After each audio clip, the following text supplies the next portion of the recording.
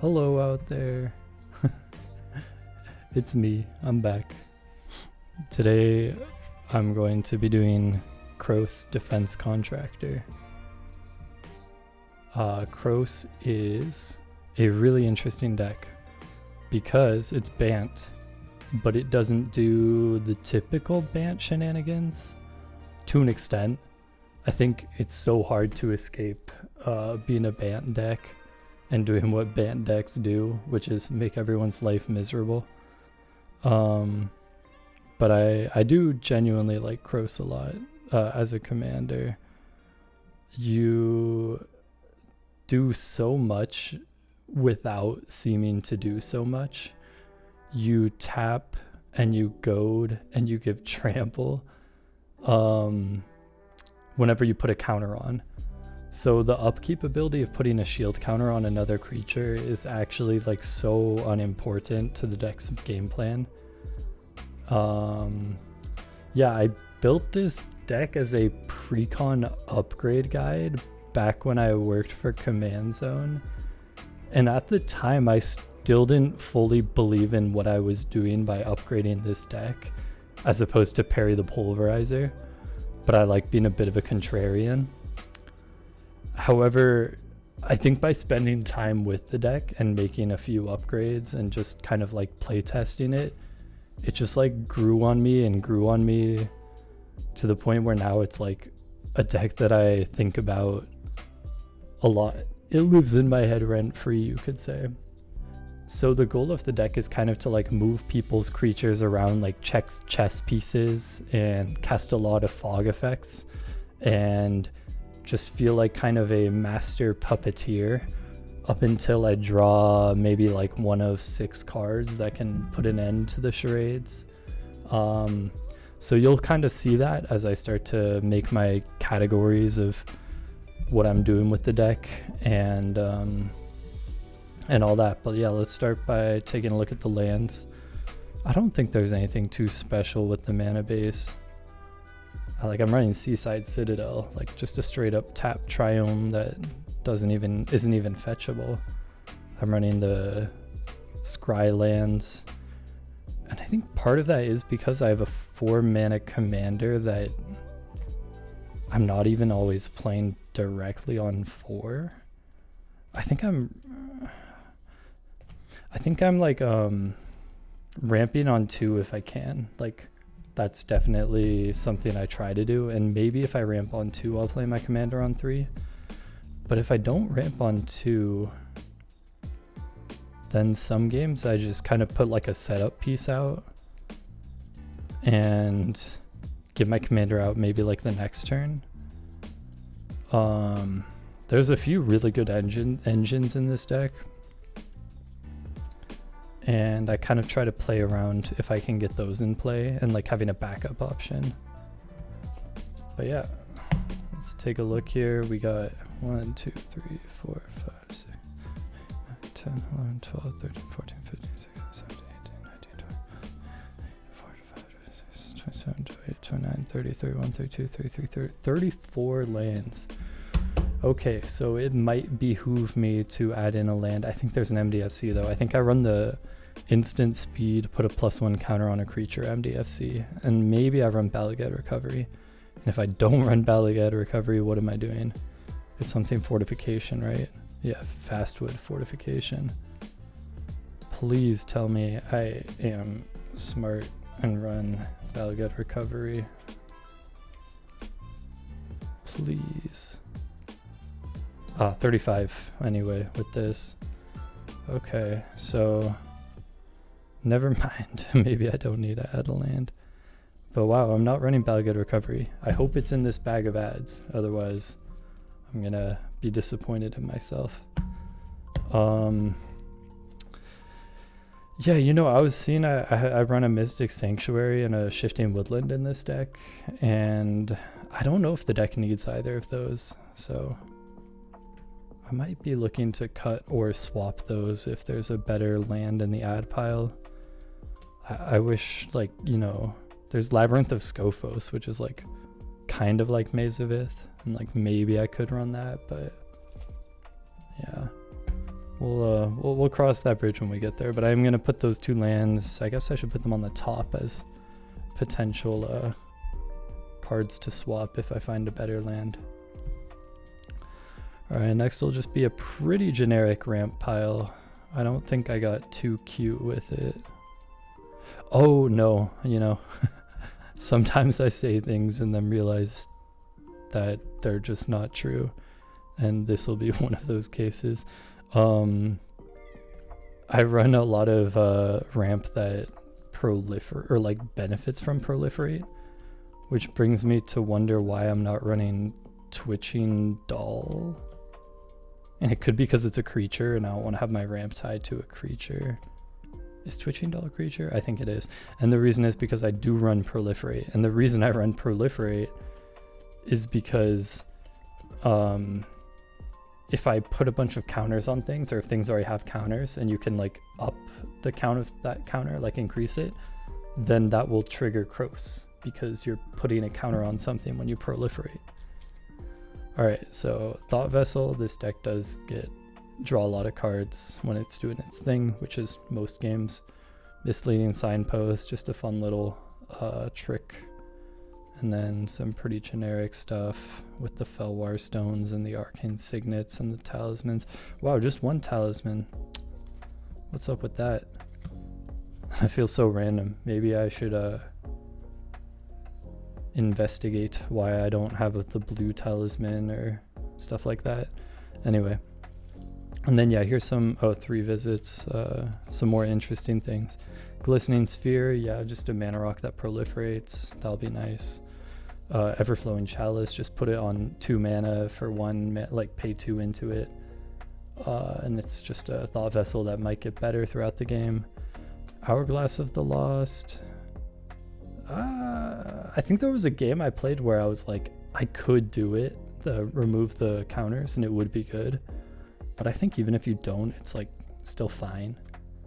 And then this is a sweet, sweet card. With all the crimes you're committing, you're gonna be getting so many lands. Like, if I have this in an opening hand, the game will revolve around how I can make this do its thing, because that card is sick.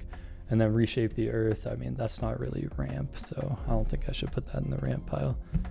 So yeah, not too much ramp. Like, I could be running a lot more. I'm in green, and I'm running mostly rocks. 4, 5, 6, 7, 8, 9, 10. 10 or 11, I'm bad at counting. 4, 5, 6, 7, 8, 9, 10, 11. 11 ramp cards. All right, yeah, so pretty light ramp. Why is that? Why am I so light on ramp? I think I feel like usually if I'm light on ramp, it's because there's so many cards that like are cool in the deck that I would rather play them than play like boring ramp cards. But I feel like that's a bad idea because ramp is life. Well, I'm gonna look at card draw next, and I do think this deck runs a buttload of card draw. So get ready to see all that card draw. That's like probably should go in the no, it's gonna go in the cut pile, honestly. It's a bad card.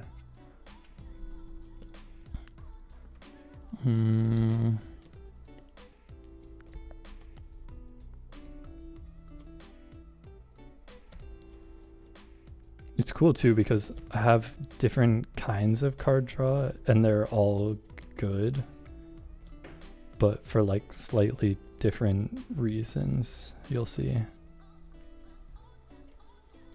Okay. So one pile of card draw is like based on tapped creatures. And that'll be this pile. Kind of keep watch too, because if it's attacking, it's like kind of feeding into it. And there's 2 reasons. 1, you're goading them. 2, you're tapping them. So a lot of creatures will be tapped or become tapped or just all states of being in tapped land. So these are all great. Observe stasis, you can flash it in, take out a creature and draw cards.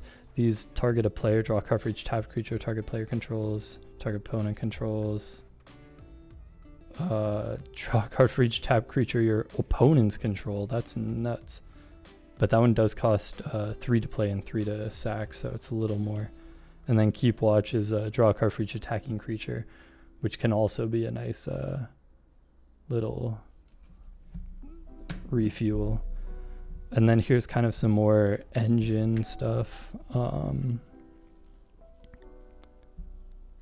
Right, I guess, you know, One Ring is just One Ring, Trouble in Pairs, just Trouble in Pairs.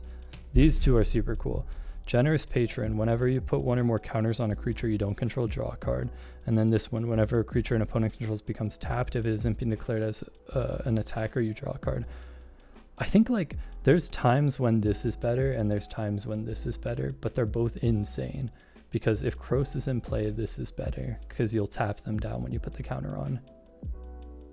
And you'll draw cards when mana dorks happen. So I guess this is just always better. Yeah, I correct myself. Versus if Kros is not in play and you just want to put counters on a thing, you're not going to tap them down. So I guess if you cast like a proliferate spell and your commander's not in play, then this is better. Okay, wait, yeah. So some of the time this will be better and some of the time this will be better. And it just depends on if Kros is in play. But I think if Kros is in play, this is better. If Kros is not in play, this is better. So yeah, do with that as you, but like this is still good if Kros is in play, but not as good as this if Kros is in play, versus this is useless if Kros is not in play. Anyway, that's that. And then here's like ways to put counters on and will also just kind of replace themselves. So that's neat. And then Polywog Prodigy, I guess, is kind of an engine. So I should have put that in the engine pile and it'll get bigger when you proliferate. Yeah, these are just proliferate spells that kind of replace themselves. And then just a Time Twister and an Echo of Aeons is, you know, maybe you're just in a situation where your hand just isn't doing it and your game isn't working the way you want and you just need a hard reset. And then Socrates I might cut. Once the deck gets going, like he's just doesn't fit in. So he's kind of more like a early game thing. Yeah, I think he's like only really good if he's in your opening hand. You can get him out like early. Once it's later in the game, there's just more important things to be doing. And so, yeah, he might just not fit in. But he's so cool. Like, I do think Socrates is a sick card. So those are kind of the 3 core categories. Now I'll do... I think fog effects will just get their own categories, and wincons will get their own categories for sure. And then things that put counters on will kind of get its own category. Fog effects, protection stuff. And then that's kind of just like things that tap down, that's its own sort of thing. Board wipes. There's a lot of piles happening here. It's kind of a bit of a mess. I guess instant speedways to put counters on could be a category. Fog, board wipe. There's a lot of board wipes in this deck. It's something I've been thinking about trimming down.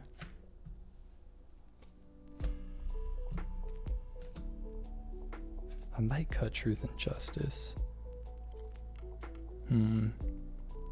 I'll think about it.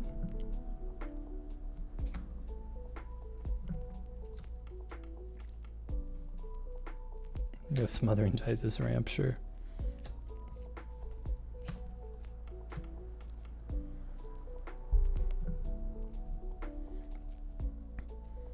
Puts counters on it, sorcery speed. Guess that's kind of instant speed interaction. There we go. Fog. Go with that one. Can go with that one. This and that. Okay, so there's some kind of weird piles here. I guess only, I mean not only, but there are 3 board wipes. And they're all really good in the deck. This one's so cool because things will become tapped and they'll keep becoming tapped, so it's very good for the deck. Promise of Loyalty and Tolarian Contempt both put counters on everything. I like this one because it, let me read it. At the beginning of your end step, for each opponent, choose up to one target creature they control with a rejection counter on it. That creature's owner puts it on the bottom of their library. So it'll tap and goad the whole board because you're putting a rejection counter on every creature and it won't immediately wipe. And I think that's better in this deck because you don't really want to wipe the whole board sometimes because you're kind of wanting creatures to attack in a goad deck. And so by resetting like the whole board, like you're kind of undoing a lot of the work you put into making everyone fight. So this is good because it doesn't fully wipe right away. Promise of Loyalties, I mean, I think it's good enough. And then Don't Move is kind of on the edge because it, as I was saying, it does wipe the board. It's so cool. Like the times I have played it, I'm like, oh, this feels so cool. And I bought it, so I feel like if I bought it, I should play it. But sometimes it'd be like that. You buy a card and think it's cool, and it just isn't. And that's how Richard Garfield intended for you to spend your money on Jurassic Park. I might be cutting this, I guess. I'm cutting Final Fantasy, just a real Greek philosopher, and Jurassic Park so far. Unintentional universes beyond being trimmed out of my deck. Yeah, so that was sort of the board wipe thinking there. These are kind of just like they'll do their thing without anything else happening. You know, I used to run Rhoda Geist Avenger also, because if you play one you search up the other, but like I don't need the deck slot to be taken up by that. Like Rhoda just gets really big, but there's still just one creature, and it's, I think, vigilance. It's not even flying, so I'd rather just have Timon do Timon's thing. But even then it's 5 mana. But what's super cool about Timon is it's each combat, and a lot of people forget that. So each combat you get to like do its thing, and I think like that's a really cool. All right, I'm gonna turn off notifications. Okay. So I think like each combat's pretty neat, but it's 5 mana, so I think for now it's gonna go. And then Min is pretty neat. I think Min should always have a home in this deck because you make blockers that when they die you can put lands into play at the very least, and I think that's something that this deck could benefit from. So I kind of treat this like a ramp spell in that way. Yeah, I think treating Min as ramp is kind of why it deserves a spot in the deck.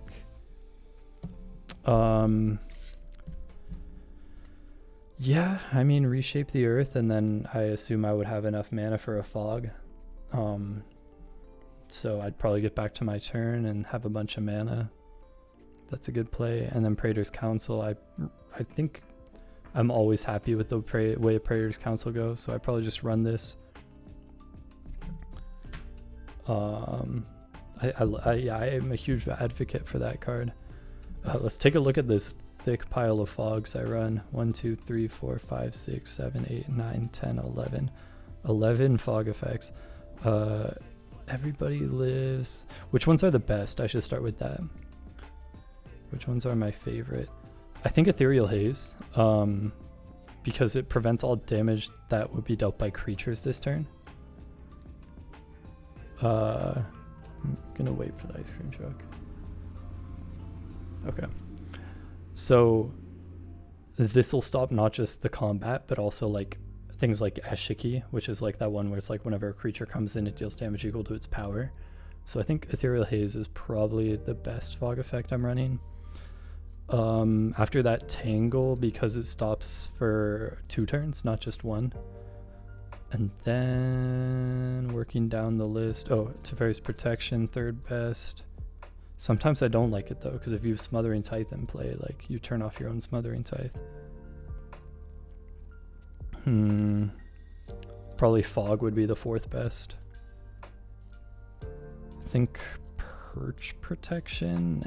Dude, I think Perch Protection is actually better than Teferi's Protection, because in this deck, because you want people to attack each other, and so then you're giving someone an extra turn to like just become more of a threat. And then when the dust settles and you come back in, then like you can kind of like use that to your advantage. I feel like the only way that really makes sense is if you see it, so I'll try to hopefully play this if I draw it into it in the game I play. Then, yeah, I think Spore Cloud next best. Aeon Frolicker I like for the same reason I was saying, I like Perch Protection. Then we're getting to Moment's Peace, Blessed Respite, and Energy Arc.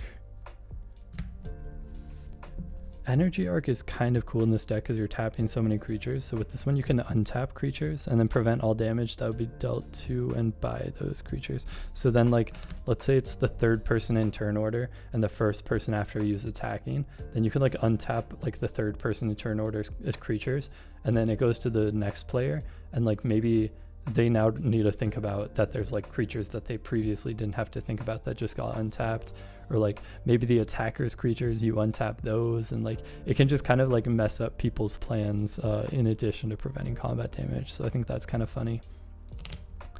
I like that this one you can use to just shuffle an opponent's graveyard if they're playing like a graveyard based deck. And then Moment's Peace, yeah, I think it's nice to just have a bailout option in your graveyard with the flashback. So no, I don't think I'll be cutting any of these. This deck loves its fog effects, and sometimes it's just like that. Next up we got Interaction, just a good 2 mana, destroy target tapped creature, or just keep paying more. Oh right, yeah, so it is kind of a board wipe if I pay 4, 6. You don't have to pay each tier, you just pay 2 plus 4, so it'd be 6 mana for an instant speed board wipe of all tapped creatures. Yeah, no, I think this is a neat one. Mocking Doppelganger, I've always like a instant speed clone for Interaction. Swift Reconfiguration, you know, you can save your commander, which is cool, or you can like just turn someone else's problem creature into not a problem creature. But I always feel like I always feel like so cool when I put this in a deck, like, oh, I'm gonna have such a sick play, or like I love the flexibility, but then I never actually play it either way, and so I don't know if I want that. Narset's Reversal, I think there's always a good use for that. I usually like it on just like a good ramp spell. And then yeah, I'm having some fun running Trick Bind in this deck. I feel like people meme on Trick Bind and they're like, you don't have a Trick Bind for this card, do you? And I was like, oh well, what if I do? Yeah, there's some pretty powerful activated and triggered abilities floating around these days, so I thought I'd just kind of run it as like a way to mess with people.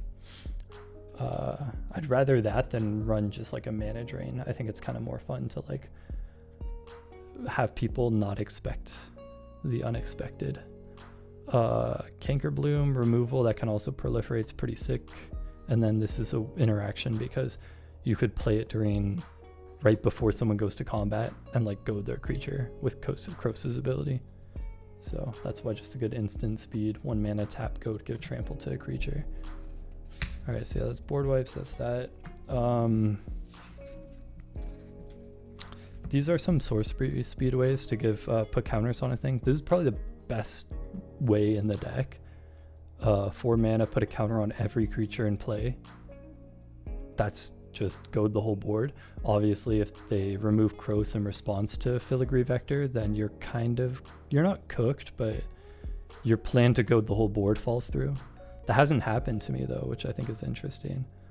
And then it also has a way to proliferate on itself, so just pretty sick. Nil's Discipline Forcer, at the beginning of your end step for each player, you essentially tap and goad it because you put a +1 counter on it. And then, but I think that ability is like, sure, like, yeah, there's enough ways to put counters on creatures. It's not like I need more. So it's not like Nils is like that helpful. But the second line of text says each creature with one or more counters on it can't attack you or a planeswalker you control unless this controller pays X, where X is the number of counters on it. I think the reason I like this is that not only does it goad, but it also kind of acts as like a ghostly prison. And sure, it is a creature, and sure, a creature can die, but because it's doing two things for this deck is why I like it. Which brings me to, I think, my two cuts. This creature ends with 2/1. Whenever an opponent commits a crime, proliferate. I mean, I don't like being not in control of it. Sure, opponents do be committing crimes, but I don't really want to like run the risk of them not committing a crime, or like kind of playing it hoping they will, and then like maybe it just doesn't happen when I need it to. So there's more reliable options, and the deck works fine without it. And then yeah, 5 mana and needing to connect with Kros in order for Sword of Truth and Justice to do its thing. That's just too much mana. Okay, last category here, we got like kind of the win cons. So these are the cards I'm drawing into and like hopefully using to end a game.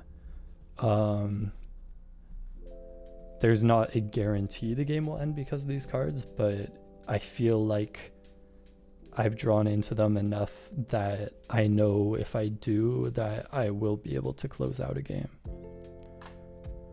Emrakul, I think most people don't scoop to it, but probably should. The times I do cast it, I usually can just take that player out of the game by casting it, even if it is down to a 1v1. I feel like I play Emrakul and just things just go so bad for that person. Psychosis Crawler's the ultimate win con. Usually sometimes I can do like a Psychosis Crawler and like a Mirror Weave, or like the ultimate thing is like I'll play Psychosis Crawler, play Reins of Power, turn, and then I'll turn every creature into a Psychosis Crawler and be in control of like 7 Psychosis Crawlers, and then cast a card that like draw like a wheel, and then like, or like have like Generous Patron out and proliferate the board and draw some cards. So in order to do stuff like that, yeah, Omniscience is kind of like, you know, how I get to these situations. So I kind of consider it like an end game card, because I think from having Omniscience in play, I kind of run the table. I think Mjolnir I might cut. Like, it's good, but it's sorcery speed and it's like so costly, and it's not always lethal, and it's just to one player. So yeah, I think Mjolnir's maybe gonna go. There we go, another extra dimension being attacked between these 4 cards. All right, so I think I gave myself a good amount of cuts. I tried to be a little aggressive with the cuts because I do have a lot that I want to add, and I feel like I need as much wiggle room as I can. Maybe I should even put Reshape the Earth in this pile too, so maybe cut. The 3 game changers, I'm sure you saw. I have 1 ring to Fairy's Protection and Smothering Tithe. Trouble in Pairs and Omniscience should be win cons, but they're not yet. But yeah, whenever I play those, I always feel like I'm doing more than I should too. Anyway, let's start looking at what I got to add to this deck.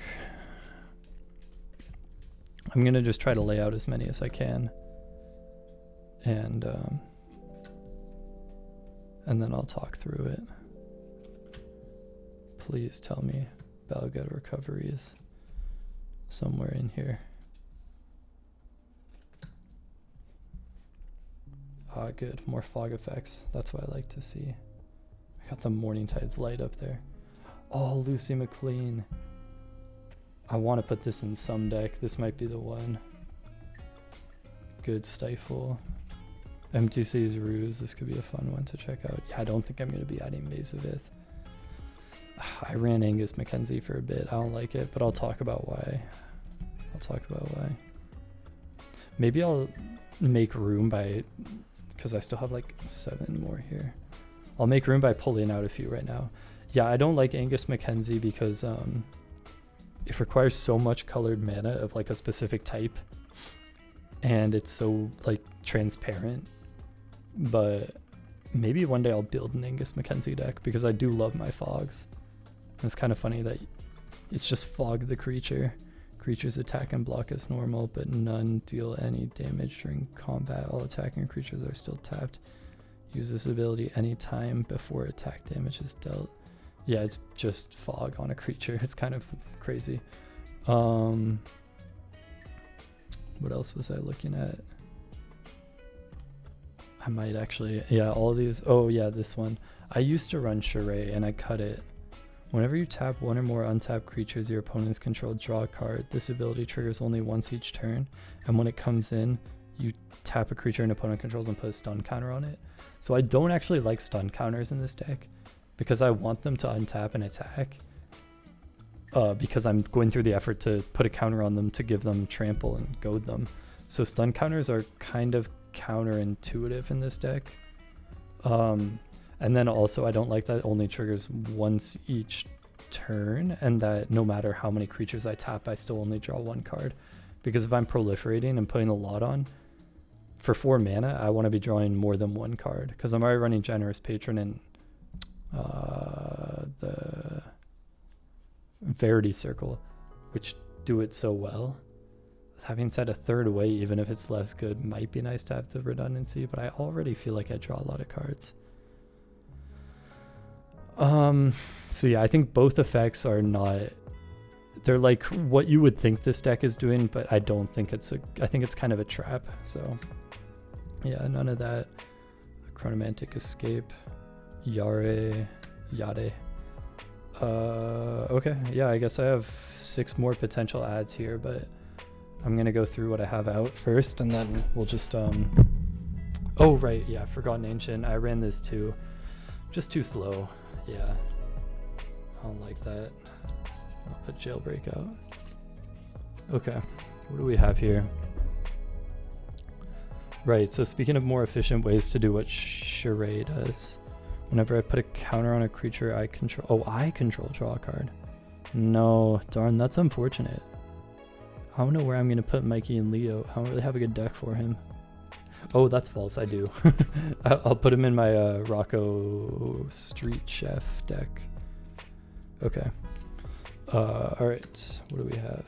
Yeah, so I was saying Lucy McLean, I played against this, and it's such a cool card. I think I want to run it because I want to see how cool it is. And I haven't come across a deck yet that I've upgraded where I felt like it will fit in, but this one it might kind of fit in because you're like kind of playing with other people's power and like showing off how cool it is, and like that's a good way to divert like attention off of yourself. So yeah, this one might go in. Yeah, I think what I'm gonna do is look at like cards that I might be cutting to give myself some room, and then they'll either make it into the probable next round or not, but at least then I'll have more room to lay out the next 5 cards. Target creature defending player controls gets +3/0 until end of turn. That creature may be assigned to block up to 3 creatures this turn. It's a May though, so pretty much what you're doing is like you're looking at someone's defending creature and being like, hey, I can help you out. You only have 1 blocker, and I made this mess where I created all these goaded creatures, and I can make your like good defender block 4 creatures total. I'm seeing if there's a Minotaur on the art. No, that's just an ogre or something, because I have a Minotaur deck. It's a 3-mana instant. And it can block a total of 4 creatures. That's kind of funny, but no. And I think the reason I'm going to go with no is that I think I have a good understanding of when I need to go to creature and like how to control the combat in such a way where I won't need to save a player from losing. I think that I'm already doing a good job of keeping the tempo where it needs to be, and this is like kind of a card I would need if I needed to solve a mistake I created, but I think I won't be putting myself in that situation where I need to do that. Here's another, I think, combat trick that I'm probably not going to run. Target, it's called Blaze of Glory, and I'm going to read it now, so I'm going to tilt it like this. Target defending creature can and must block all attacking creatures it can legally block. So it just makes a creature have to block. For example, a normal non-flying target defender can and must block all normal non-flying attackers at once, but it cannot block any flying attackers. Controller of target defender may distribute damage among attackers as desired. Play before defender is chosen. Dude, no, I can't. I'm guessing based on the art, what you're doing is you're making kind of the same thing as Yade, like one creature able to block multiple that it can legally block, so obviously can't block a flyer. It seems to be that that's what this is doing. And you would play it before blocker's step. But I don't want to misplay it. And for the same reason I'm not running Yade, I don't think I need to run this. Alright, what else is I mean, Tamiyo I don't think I'm gonna run. The ultimate's insane. Like, I think it's Omniscience, right? And I am running Proliferate, so like there's a very good chance I could get it to go off. But in my experience, playing a Planeswalker and doing it because you think you will be able to ult, or like hoping that that's the outcome, is such a bad way to play a Planeswalker. Like even in a Super Friends deck, or like a Doubling Season, or like a Vorinclex deck, like, yeah. So if I were to evaluate the Planeswalker not on that top ability, tap up to 2 online permanents. Don't untap. Once again, I don't want to tap permanents and make it so they can't untap, so that ability's bad. Choose up 2 target creatures until your next turn. Whenever one of those creatures deals combat damage, you draw a card. So it kind of is good card draw because you're, yeah, like that first ability is good, but for 4 mana, I don't think it's good enough. And I don't, like, even if I might be able to ult the Planeswalker, I don't want to assume I will, so no. Okay, and then Scroll of Isildur. So here's kind of what I'm looking at. 1, 2, 3, 4, 5, 6, 7, 8, 9, 10, 11, 12, 13, 14, 15, 16, 17, 18, 19, 20, 21, 22. 22, and I've got, I think I said 9, right? 4, 5, 6, 7, 8, 9 possible adds. Oh, 23, because I'm going to be running Lucy. Oh boy. Yeah, this is going to be tough. I mean, do I want Wellspring? 3 mana. Gain control of enchanted land at the beginning of your turns. I like the idea of taking someone's Cradle, like not to keep it, just to borrow it. It's kind of ramp, right? It's kind of funny. 3 mana, and you get their land at the beginning of each of your turns. It's kind of good in an Enchantress deck. I don't know what it does for my deck except just be goofy. I don't think this deck can afford to be cute like that. I'm gonna go no. Sorcery, speed, reanimate, and non-reanimate colors. Nah, I can't do it. I do think I'm gonna play Morningtide's Light. Exile any number of creatures at the beginning of the next end step, return them to the battlefield tapped under his control until your next turn, prevent all damage, not even just combat damage. Yeah, I'm gonna run Morningtide's Light. Up to 12 fogs. Here, let's look at some more fogs and see if I want them. Until your next turn, creatures can't attack you. Nah, there's too many ways to gang up on me as a result of me playing this, right? Every 3 turns, because you'd suspend 3 it.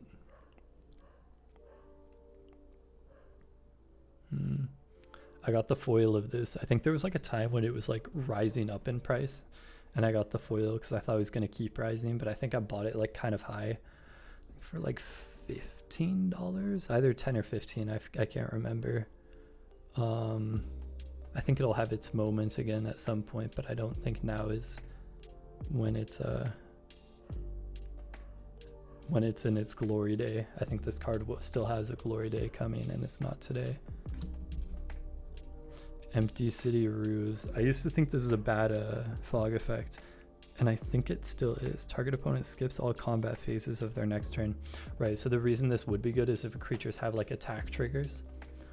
So it's sorcery speed, so you can be like, I think that person's gonna have a crazy attack. Maybe you see like an anger in their graveyard or something, and you know they're cooking. You can just like make them skip combat at sorcery speed. But I think then that makes the table reevaluate you as a threat, whereas a fog at instant speed lets them become scary and demonstrate their scariness. And then even if you fog, at least they still appear as a threat because of how they attacked, right? Because maybe they weren't even going to attack you. And if they go and attack someone else and you fog them, then you're the hero to the person you saved. And they're the villain to the person that would have killed them. So then like you created like an arc enemy dynamic all while just paying like 1 mana, versus this doesn't even let that become a scenario. So sorcery speed, nah. Okay, heroic intervention. I don't really need to save too many permanents on my board, so I don't think I need heroic intervention.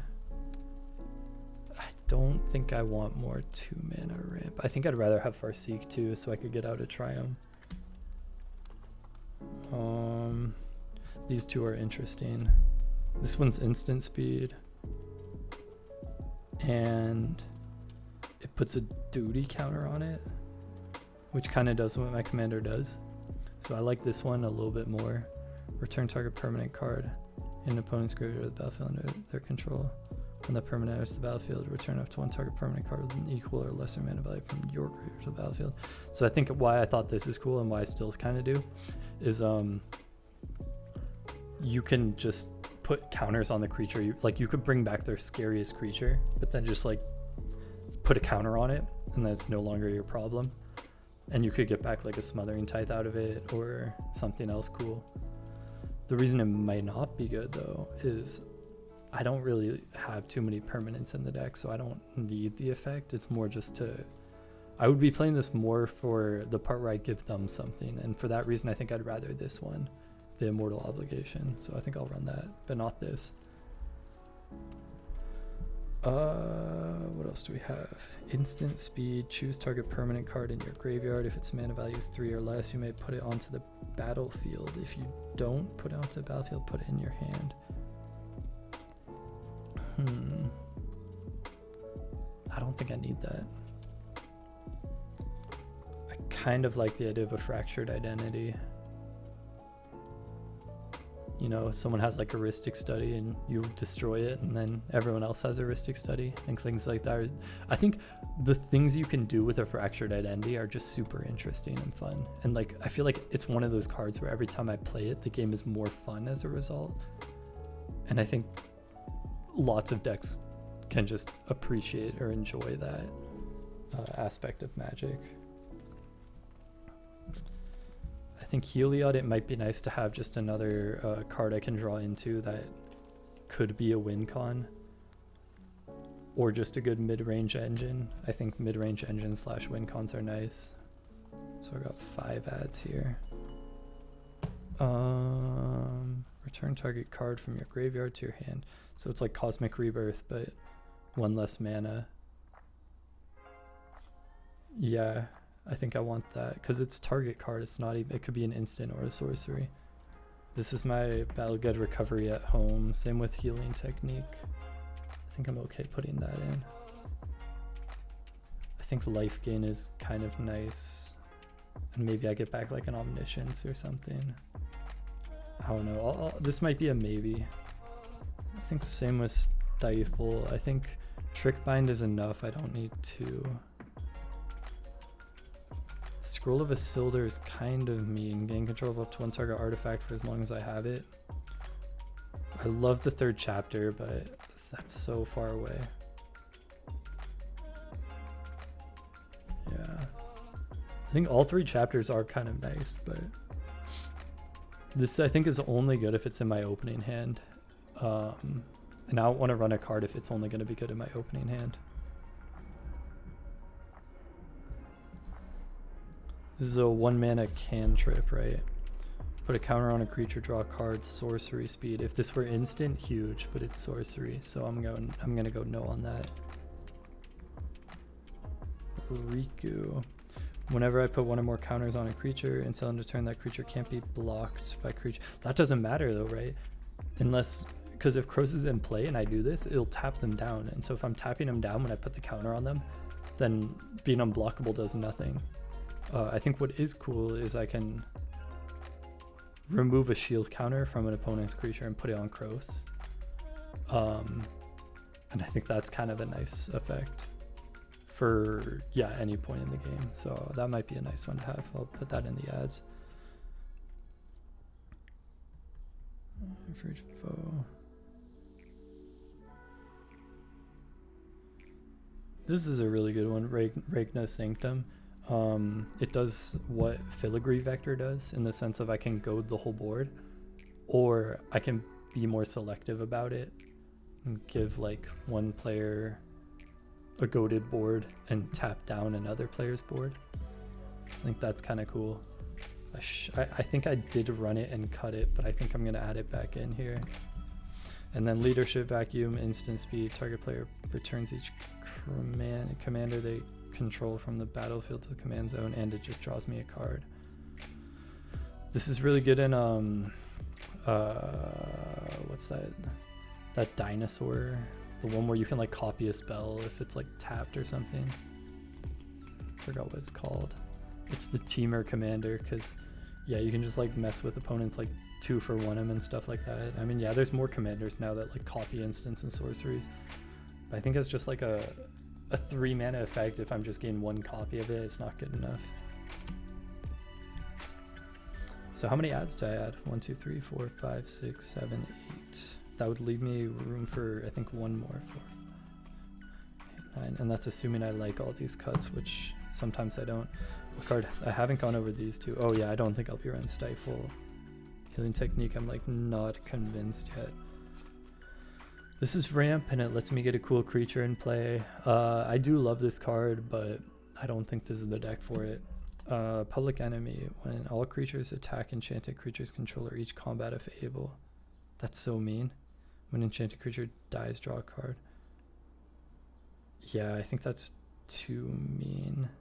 They already know they're being manipulated because I'm goading their creatures, and I don't want to like make that more of a dilemma. So yeah, no, I can't do that. So yeah, it would just be Healing Technique, and that would put me at 9, and I do feel good about all these, but I do want to take one more look at my cuts. I think that might stay in. This might stay in. This might stay in. This might stay in. That might stay in. I need to convince myself that my ads are better than these cuts. Okay, I've never won a game with Mjolnir's Hammer. Even though I get why I run it.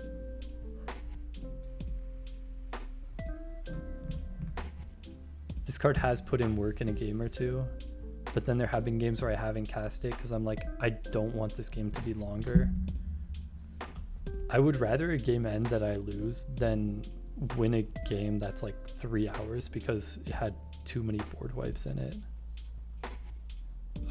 And you can take that to the bank. On turn 5, I would rather not play a creature that could just die. I mean, I say that and I'm like about to add in Lucy McLean, which has like no synergy in my deck. You know, this might be one I add in, but I want to try her in the deck. So I think for now this will be like a good cut because it's a 5-mana creature for a 5-mana creature. And if this feels bad in the deck, then I'll just add this back in for Lucy McLean, and I might build a Lucy McLean deck, honestly. So she'll be relevant. Socrates and Reshape the Earth. Would I rather have I would rather have all of these over it, I think. Even Riku. I think Riku.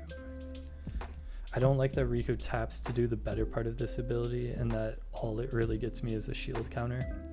So it's essentially 4 mana to get back a shield counter. But it does tap and goad the creature even if I get back the shield counter, which is kind of funny. I'll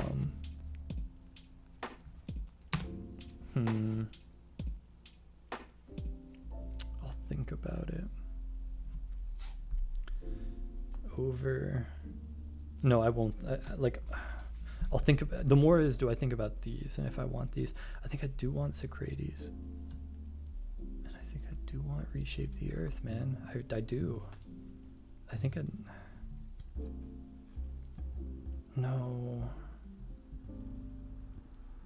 I think if I have the mana to cast this, I would have the mana to cast like Praetor's Council or Omniscience, and the outcome of those two is just better than the outcome of this.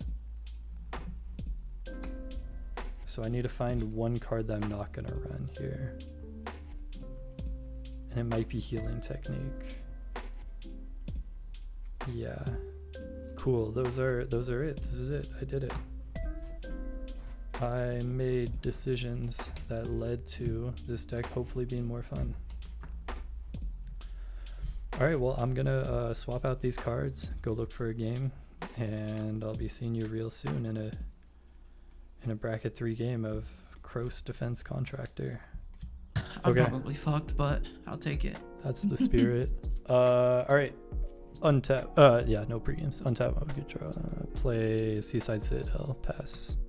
It's like the Your screen might be froze. Tap Bant land. There's some lag I've heard. Like it's not smooth. It's jerky apparently.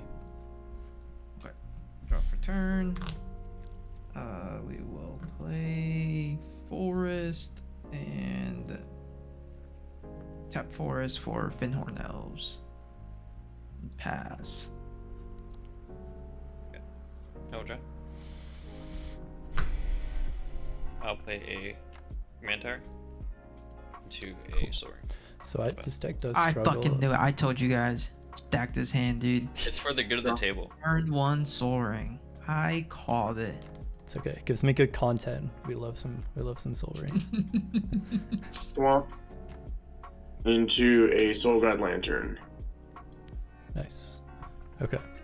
Draw. Play a Path of Ancestry. Pass.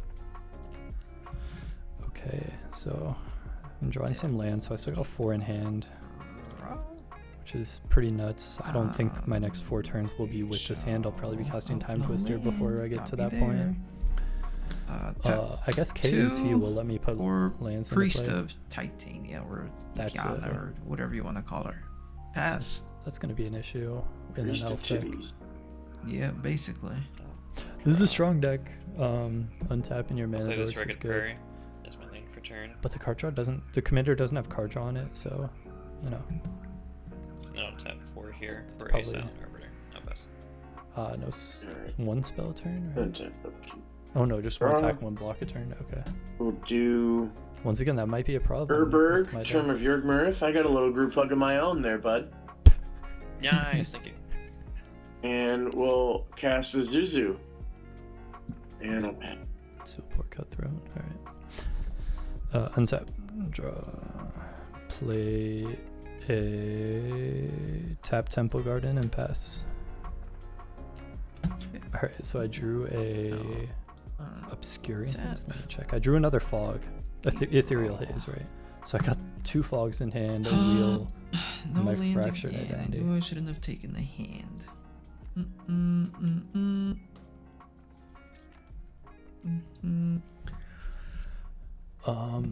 Yeah, it's a slow hand, but it's a slow game, so I think it should be fine. Once KNT gets out, it's obviously going to get a little spicy, but I think for now, just plain tap land's pretty normal. Go ahead and tap Priest for 2 and play Gyre Sage. Just more elves, more elves. Oh, okay. And then we will So yeah, next pay turn's gonna be a one big turn, I guess. or Arbor Elf. And I will Yikes. pass. Alright. I mean, low key, I might fracture titan do that. Tap, draw Priest here. of Titania. That seems very funny I'll to me. play a starting time as my lane for turn. I'm gonna tap 3 here, casting a Horn of Greed. Nice, nice. I like this. Pot of greed. Alright. Whenever a player plays the land, that player draws a card. And I'll pass. Yeah, I think Shit, I can use a land fractured right now. identity on that. That's gonna be sick on this. Oh, that's funny. I'm gonna play this Ancient Tomb and draw a card. Their next turn's gonna be pretty wild, right? They're Yeah. gonna get 4, 8, 9. I'm gonna take 2 from the 10, tomb and cast 11, this here 12. Testament Bearer.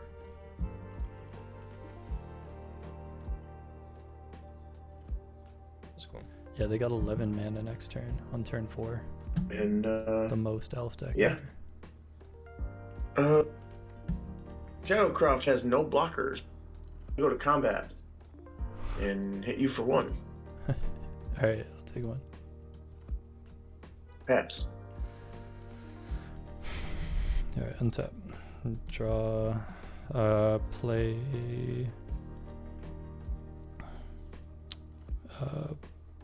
Bark Channel Pathway. Draw a card. Sorry, let me decide if I want on the. Yeah, I'll keep on the green side. Draw.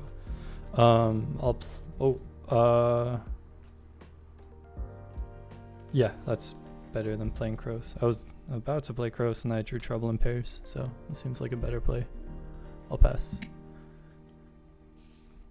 Yeah. Untap my land. My one land. Draw. Oh, we did it. 2 lands. Okay. I think you have 11 mana though, regardless of if you drew the land, right? On turn 4. Maybe. I haven't really looked. Pay 1. Docking the pantry. Tap 4 for Dionys. Elvish Archdruid. When he enters, Gyre Sage will evolve and get a counter. Oh, maybe 12 because of that, right? And whenever I put 4, 1 or more 1/1 counters, so I will put 5, a stock 6, counter 7, on this guy. 8, 9, 10, 11. Okay. 4 I will plus then 5 is 9. 10, 11, 12, 13, Tap 14, 15, 16, Arbor 17. They have Elf. 17 mana. giving him a counter, 18 mana. untapping him, counter there, untapping this forest from his ability. 1 mana, floating. Wait, right? No mana floating. Oh, only triggers 2, once 2, each turn. 2. Yeah, no mana floating. Mm, 1, 2, 17 minus 3, 5. untaps, No, counter. Yeah, they have like 10 mana. 3.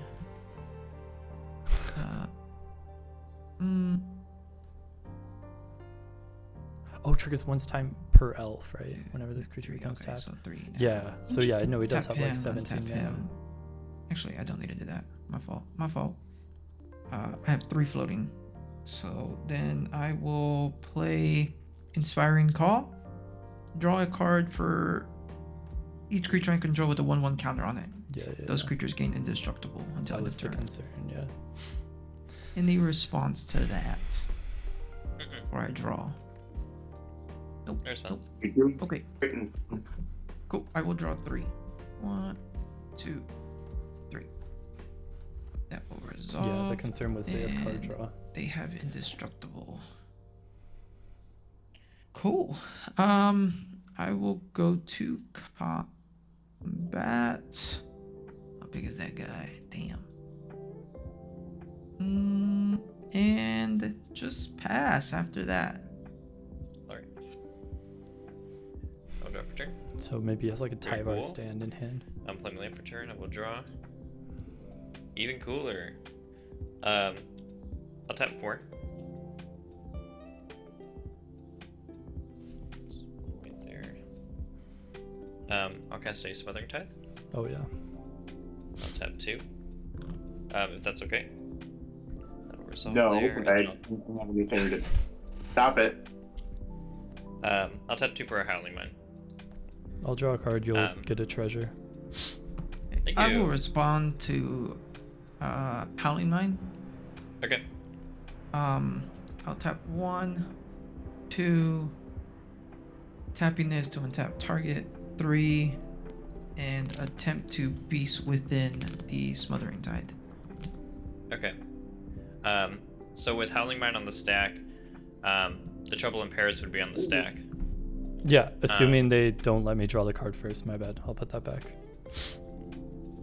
Because they would probably be doing this before you get the treasure, is my assumption. I went kind of fast Yeah, with I'll draw I the think card. too. Yeah. Yeah. Yeah, so I just get a 3/3 beast and this is destroyed. Yep. Damn it. Very Fine. unfortunate. And then now we'll I'll draw make the that card. beast then. Yeah. Okay. I'll pass my turn. And so Howling Mine is out, so each player draws an additional card. There. Pretty good with Trouble in Pairs. Yeah, that would have been a little too nuts there. I'm gonna kind of give Yes. up on cards in hand at this Yes, it point. would have. I think I'll just be putting like best cards in hand right Yes, now. it would have.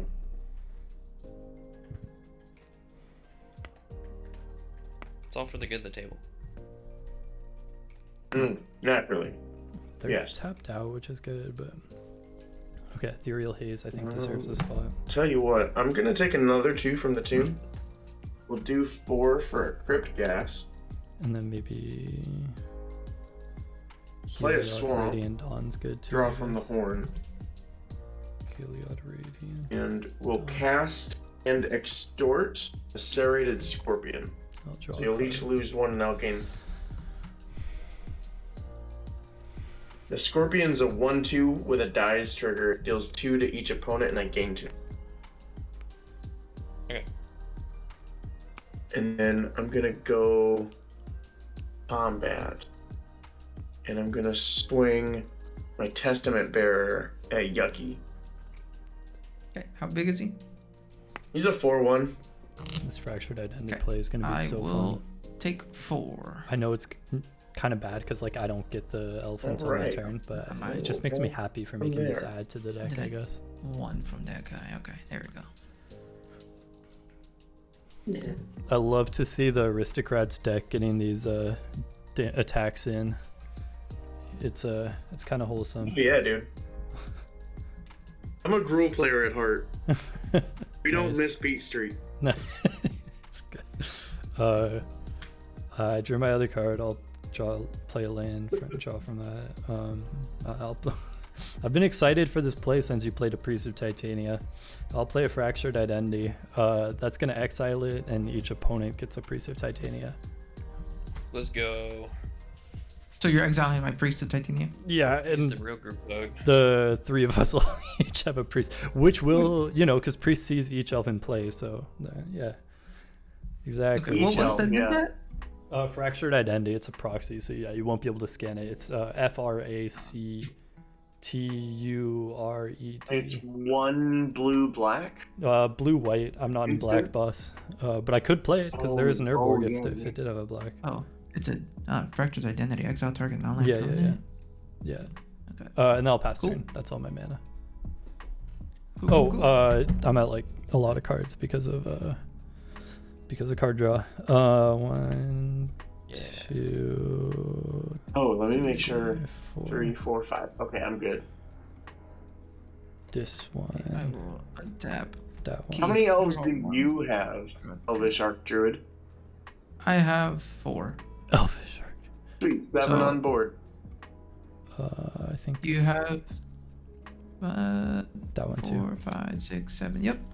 Cool. My 7 discards, or wait, no, not 7. 1, 2, 3. To put me at 7 cards in hand, I'll discard some lands. A Moment's Peace, which has flashback, right? Fog with flashback. And Nils, Discipline Enforcer, which I don't really think matters. Yeah, but Moment's Peace, flashback, fog. I'll keep it separate from the rest of my graveyard so you can see that it's there. Okay. I will. I gotta get my Uh-oh. elf token. That was exiled. We'll pay 1 for a Hardened Scales. How did you Jake, Hello. how did your Priest of Titania? How the fuck? If you search if the you bar, you search can for just it, drag it on. Oh yeah, you yeah. can do that. When you You search for it, drag it it? comes up in a list. You click and drag. Yeah, so on the sidebar, click cards. Side. Right? Fucking dope.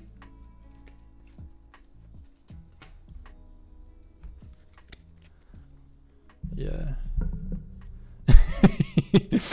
You did it for the beast token too, because he Okay. has all this power now. Good for him. I love when people's minds are Yeah, blown. can you draw 2 cards? And drop cute. I did. Okay, cool. Just This game is Sighting going to super do. well, but There's a little circle in the corner of the card. they still Oh, that have. looks like a. I feel like Oh, Dionys okay. is still an issue. Hell yeah. With who has no creatures on board right now? Shadow, actually. You only have the priest, right? yeah, so essentially no creatures. Ain't no way I'm blocking. Okay. Okay. I will go to combat He cast for 7. The fuck? and swing out You at can. you. Wait, why can't I? You can only swing with one That's not creature at a like time. Oh, That's fucking phenomenal. my king. Okay. Saving me from probably dying here, honestly. I got you, my lord. Okay. Well, My liege. damn. No, he wasn't gonna die. Fuck. Alright, I will. I guess since I already went to combat, I will just swing out with Dionys at you. When he goes tapped and attacking, he will get a counter, but hardened scales, he will get 1 more. So he'll be a 5/5, and then Stocking Pantry will get 1 more counter. Okay. I'll take the 5/4. 5 Commander. All right, sounds good. Okay. So he is untapped. Damn, that kind of. So far, so good. I wonder. I don't think I'll untap with the Priest of that's what I need. Titania. I ain't will no way. tap 1, Is it Azuri's predation angle? Maybe. untap, get a counter, 1 more. Where the fuck is 3? I hate, dude. I hate D20s. That's my only one. 3. There's so many relatable moments And this then- game. so 1 floating. far. This has 1 counter on it, so I can tap it for 1, untap, Dude, if nothing 2 changes, I think floating. I'll be trying to get out Heliod tap rating this, Dawn another counter, on go to 3, my turn. tap. This actually was supposed to go to 3, sorry. Untap this land, tap that, 3 mana, 4 mana? No, I think it's too early for Heliod Radiant Uh, Dawn. No, but I have the priests, and I Right. don't know if I'll have that ramp on like a later Tap turn. this. So I think this It would has be 3 my counters on window it, to get 5, out 6, Heliod. 7, and then tap this land for 8. Okay, just wanted to make sure I keep track of it. 8. They have 8, and they could have up to 4 more mana here. Extinguisher Battleship. When the spacecraft enters, destroy target was kinda worried about non-creature that. permanent. Then this spacecraft deals 4 damage to each creature. Any responses? What? To What's the the cast. non-creature permanent? Well, let's respond to the cast. Oh, is that on UTB? Okay, cool. This is what happens when you try to Ever. take a mono green deck elf. Justice will be paid. Yeah, crazy you're doing all this with 3 lands, but yeah, pretty good. And your whole board lives, right? Because they're all more than 4 toughness, or what? No, they're 4. Oh, okay. So I'll lose some stuff. I'll Yeah. lose like 2 elves. I mean, yeah, I'm tapped out. I'm chilling. Okay, Frederick. No response. Call sign. I wish I had a response that mattered. Okay, cool. So once that enters, let's see. Oh, I'll what's put my elf back really- out. But yeah, Trouble in Pairs, right, would probably be your best bet. Because if you don't destroy Yeah, it, right, then like I Howling think Mine so. and Horn Yeah, of you're Greed will just keep drawing. drawing me cards. Yeah. Yeah. Okay, and then it will do 4 damage to each creature. Alright. Uh, Monday. so this guy will die, and then this guy will die. Well, I had my fun. I got a good start. It gave me a hand Any that I like. death triggers? Oh, Zulaport. Oh, I think don't it's have just any. his creatures, I right? have many. Okay, cool. You control, so just this. But then I think that one too, right? And then this one too. So Yeah. I'm gonna have 4 Zulaport Cutthroat triggers, a Testament Bearer trigger, and a. We're each gonna lose life, and I'm gonna gain 2.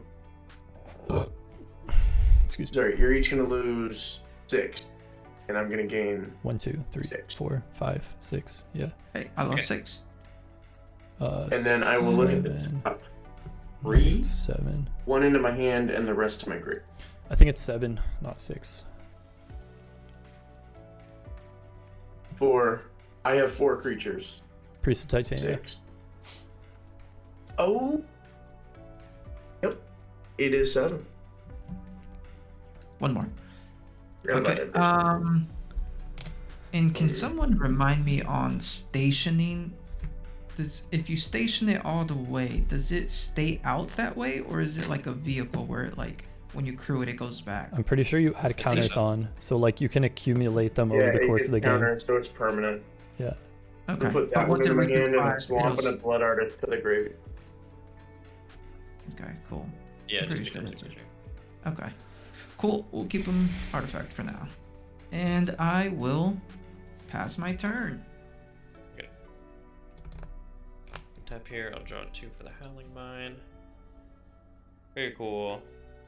That's smart to run that in a mono green deck. I should look into that. I was expecting the board wipe, but I thought it was going to be like an Azuri's Predation, so good Yeah, for that them. priest would have been nuts for all of you. Yeah. Oh, I was already looking forward to my next turn, yeah. I bet, Green dude. card. 7 mana? That'd have been I'm gonna nuts. make a white and a red. I'm gonna use the white and the 2 mana from here for a smuggler share. And then I'll use the red floating. I think it's and bad in tap here for KNT, my right? commander, Kynaios and Tiro. I think So crazy. Smuggler Share is kind of mid, right, in KNT? It's kind of Because it triggers at this, like, I think I saw somewhere it like doesn't work the way you think it does directly. Like, it's still good, but it's not like as good. At the beginning of each end step, draw a card for each opponent who drew 2 or more cards this turn. Then create treasure for each opponent who has 2 or more So cards. we're all drawing 2 each turn because of Howling Mine. So he would draw and create a treasure each turn. It's his own little smother Okay, type. right, but it's like it doesn't benefit from K and T trigger, I think, right? Yeah, not the commander trigger, no. Okay, but yeah, I guess like for everything else your deck is doing it. Okay, cool. Yeah. He's just trying to get big. I don't like that. Alright, I will end my turn. My commander triggers. I will draw a card, and then I can put a land on the battlefield. I think I ramp because ramping does draw me cards. So You guys can pick one or the other. You can draw, or you can put a land down. If we put a land, that won't trigger Horn of Greed because that is not playing a. I think I still okay. want. Yeah, I think I still I'll want draw. land out. Yeah. I still want to put a land.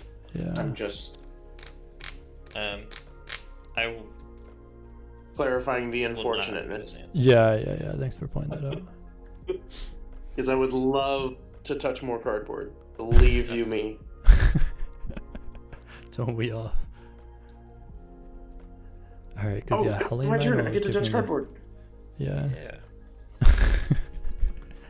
When it's not your turn though, keep your hands off that cardboard. Tell me what to do. You tell me how to live my life.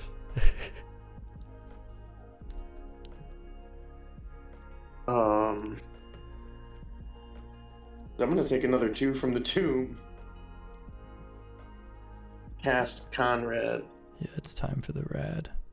When a card leaves your graveyard, so if I shuffle in with Time Twister, I think it triggers it. But I might be doing a Time Twister this turn. And I'm gonna play Swamp as land for turn. Part of me's thinking I need to start attacking, or like getting a Cast. commander out though.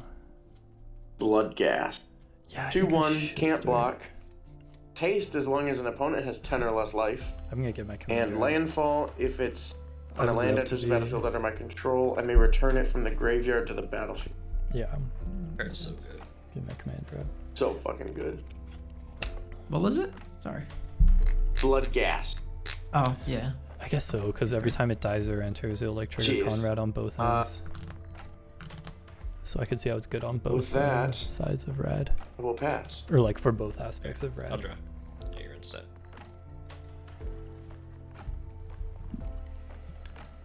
Okay, untap, draw 2. Play Hallowed Fountain untapped, draw a card.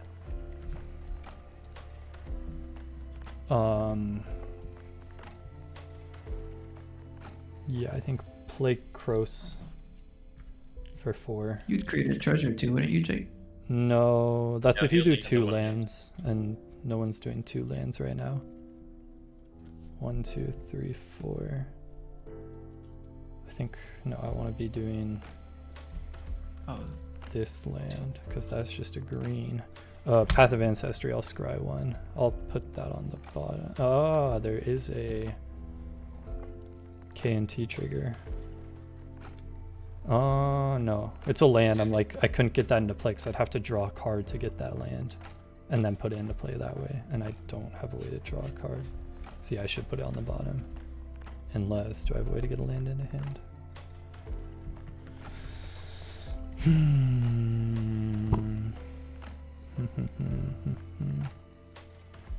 No, I don't. I'll put it on the bottom. I'll pay 2 for a Canker Bloom. I can sack it to either destroy artifact enchantment or proliferate. I'll chill with the 1 mana. See what my heart desires later. I'll pass turn. I will tap. Draw. My life is getting a little low. I don't know if I'm getting another turn You draw 2? after this one. Oh, I didn't. One more. Three, So two. I have 1 board wipe in hand, and I'm probably going to be time twistering, so I don't really need to Oh. worry too much about what I discard here. Right, I have Tolarian Contempt, which is a board wipe. I have Time Twister. Oh, Immortal Okay, Obligation's a fun one. I let's- should point out that I have that in hand. Tap this I for think it's- 3. Turn 6. Going to 5. Untapping. 3 floating. We'll cast a Evolution Witness. That's a really good card. But I think it's too late to be setting up with the way our lives are I will dropping with the Sir then Conrad deck. Station Extinguisher Battleship with Evolution Witness and Dionys. No, I'll untap them. That'll be 7. Yeah. and then It they'll taps put it them, down right? there. Yeah. Pretty sure. So then Oh, just think. Yeah. untapped, get 2 counters, Evolution Witness trigger 3. This will go to 4. I will my graveyard to my hand. Yeah, I think I want to try to get Heliod out next turn, which is why I want to get a land into play with the Kynaios and Tiro trigger. Put it in my hand. Okay, Extinguisher Battleship. When this I don't space- think this wait, goes at me, That already but answered. My fault. obviously I have an answer if it 10-10 does. flying tremble. Yeah, I kind of got to look out for my I life. didn't Like, think this guy. Okay, so tap that. 5, 6. I do have the 7. Canker Bloom too, but What do we do here? 2. Tempting cast Pinnacle Kill Ship. stuff. Any response to him. When the spacecraft enters, it deals 10 damage to up to 1 target creature. I still don't think he's concerned with me, No but response. even if he is, like, whatever. Okay. Call sign. I have no response. Okay. Shadow.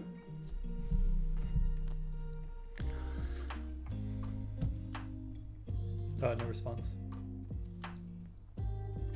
He will enter. I unfortunately will waste it on the Silent Arbiter. Oh, boo. Yep. Oh, that's a waste. I see Cool. what they're trying to do.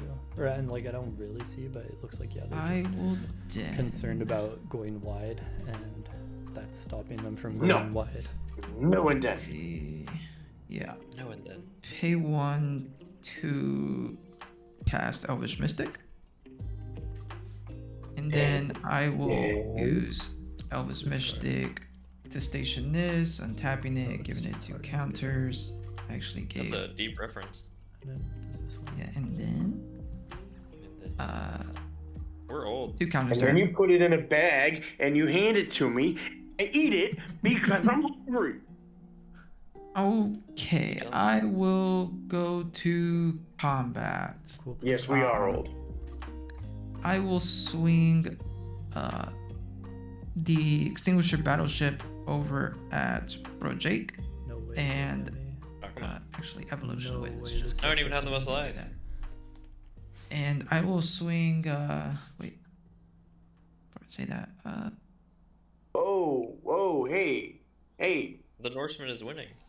Yeah. Whoa, hey. You're not wrong. Shut up. You're not wrong. Let's see. Yeah. Kind of Yeah, I don't think these weird. go at me. I mean, Um. they seem to be a competent Magic player, so like maybe they these should guys attack just me. But enter, so they can't do anything. I feel like I. And then I will swing 7/7 over at you. This guy's not even trying to win the game. Yeah, I am. You're swinging the 7/7 where? At you. 7 commander if you don't take it. Yeah, they don't know what my deck Oh, I'm taking does, it. so Cool. that kind of gives me an advantage. Jake, 10/10. Flying, trample. Yeah, take it. You said 7, right? Not that Yep. you know, I'm at 24 life. It's like I could definitely take a hit for 17 and be fine. But as I was saying at the start of this game, like And that ping decks there's are my turn. in all my decks I play. I feel like ping decks are kind of my greatest weakness. Here, I will draw a turn set. Incremental life loss is such a hindrance to me. You're just about to get wild. Not bad. Ethereal Haze would stop It's, Conrad because it's damage. Ew. So I do have kind of I'll play land for turn. a good play against Sure. their deck, but just gotta take it like one turn at a time, I guess. I can kind of goad Dionysus' whole board, so that's not really a concern to me with the Canker Bloom. And I probably will, like barring anything else, on Sir Conrad's. No, I can't do it on Sir Conrad's end step. Because goad I'll is tap until silver, my loading next colorless. turn.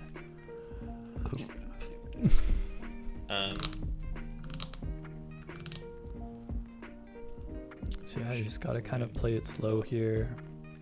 I'll tap here, taking a life, This Canker Bloom might have to be used on something Sir Conrad plays. and cast a Voice of Victory. Yeah. Is that okay? House. This is where it happens. I still have the Canker I'm not Bloom winning here. if I need it, but Nah, he's winning here. That's not Don't what let him it's let you. I don't have any responses. Okay. So I have a colorless floating. they have 6 mana. Can they really do it from there? Maybe. I mean, they've been drawing a lot of cards.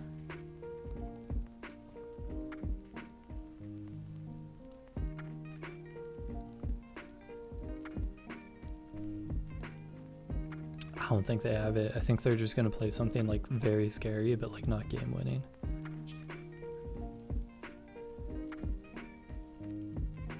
I'm getting to just relax.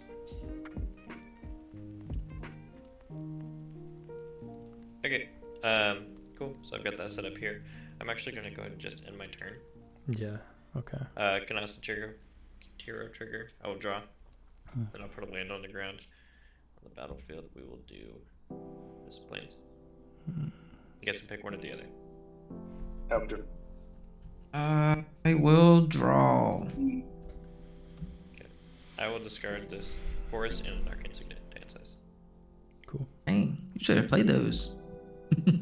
I just drew.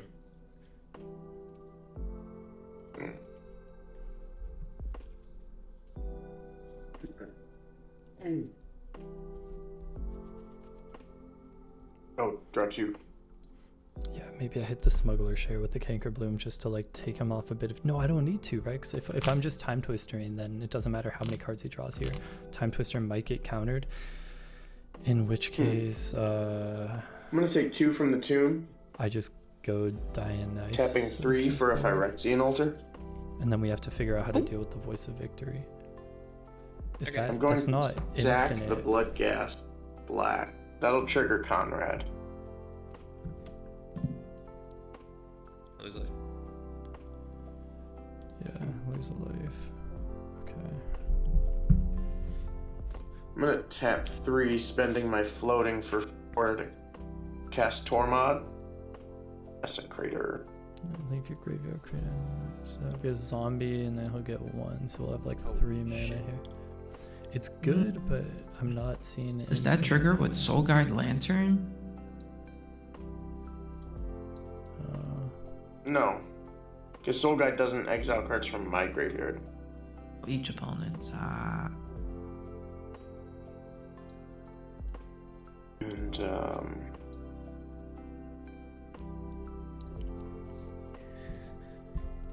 That's right. woofda. That could be good with Circle. I'm gonna pay 1 and craft the lantern to draw a card. Interesting, fucker. interesting. Did he not have a land drop or what? Oh. Because he needs a land to get back blood Gonna cast to then get 2 mana. Pass it from there.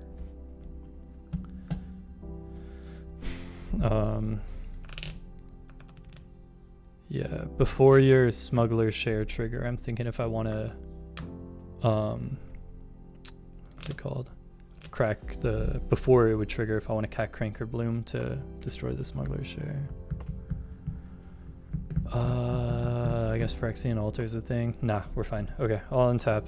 I'll upkeep Kros. I'll put a shield counter on Extinguisher Battleship. Shield counter. Tap, goad, give it trample. Cool. Yeah. I'll draw for turn. I'll play a forest. I'll tap 3 for a time twister. Oh shit, what's that do? Is that, Shuffle hand and creature? graveyard in, draw 7. Okay. Is this Okay. good? Is that Are you you or putting everybody? that on the stack? Wait. Yeah, I'm putting that on the stack, yes. Because KNT Nice. has a good setup, and I feel like I need to be doing this to undermine whatever they're trying to set up for next turn. Okay, so I'm gonna respond, but it's gonna resolve. Oh, I thought you meant your response is going to resolve, and I'm like, that is awesome. I like that cockiness. But your time twister is gonna resolve. I mean, assuming no one else says anything, but yeah, sure. Yeah, you Well, may yeah, I mean, respond. as far as I'm concerned. Alright. Turn order probably. Yeah, so green player no response. responses, nothing. Okay, KNT responses, you may go ahead. How many cards are in your hand right now? I have 7. 7. You just want to replace them? I'm trying to shake things up because I feel like you have something that you're trying to play on your turn. Regardless of whether you do or don't, I'm still casting Time Twister. But that's kind of like, I guess my senses are tingling. So, are you holding priority, Kynaios and Tiro, Jake? Or No am I response. good to respond? No response? Okay. I'm gonna deadly rollick your mobilize, your voice of victory. Yeah, that's smart. Mine? Oh yeah. Oh fuck. Oh, yeah. I don't like that. I know. And it exiles it. Yes. Mhm. Is gone. I'll respond to girl. that. I kind of want to shuffle my Canker Bloom in. I'm going to pay 1 crack. Holy. Let me slow the heck down. I will pay 1. I will sack Canker Bloom. I would like to proliferate. Okay. Okay. That'll You trigger have a Conrad. response to that. I'm going to just up the counters on every creature you have on your board, Dionys, that has a counter on it already. That's going to tap them Ooh. and goad them and give them trample. Okay. Nice. Okay, that's good. That will trigger Conrad, so you'll each lose 1. That is true, because I'm sacking Canker Bloom. Does Evolution Witness say if you put the counter on or if a counter is put on it? I guess it doesn't matter because Time Twister's happening anyway, so, but... Because, like, you'll return a thing to your hand, but if you're returning a Whenever thing to one or hand... more. Okay.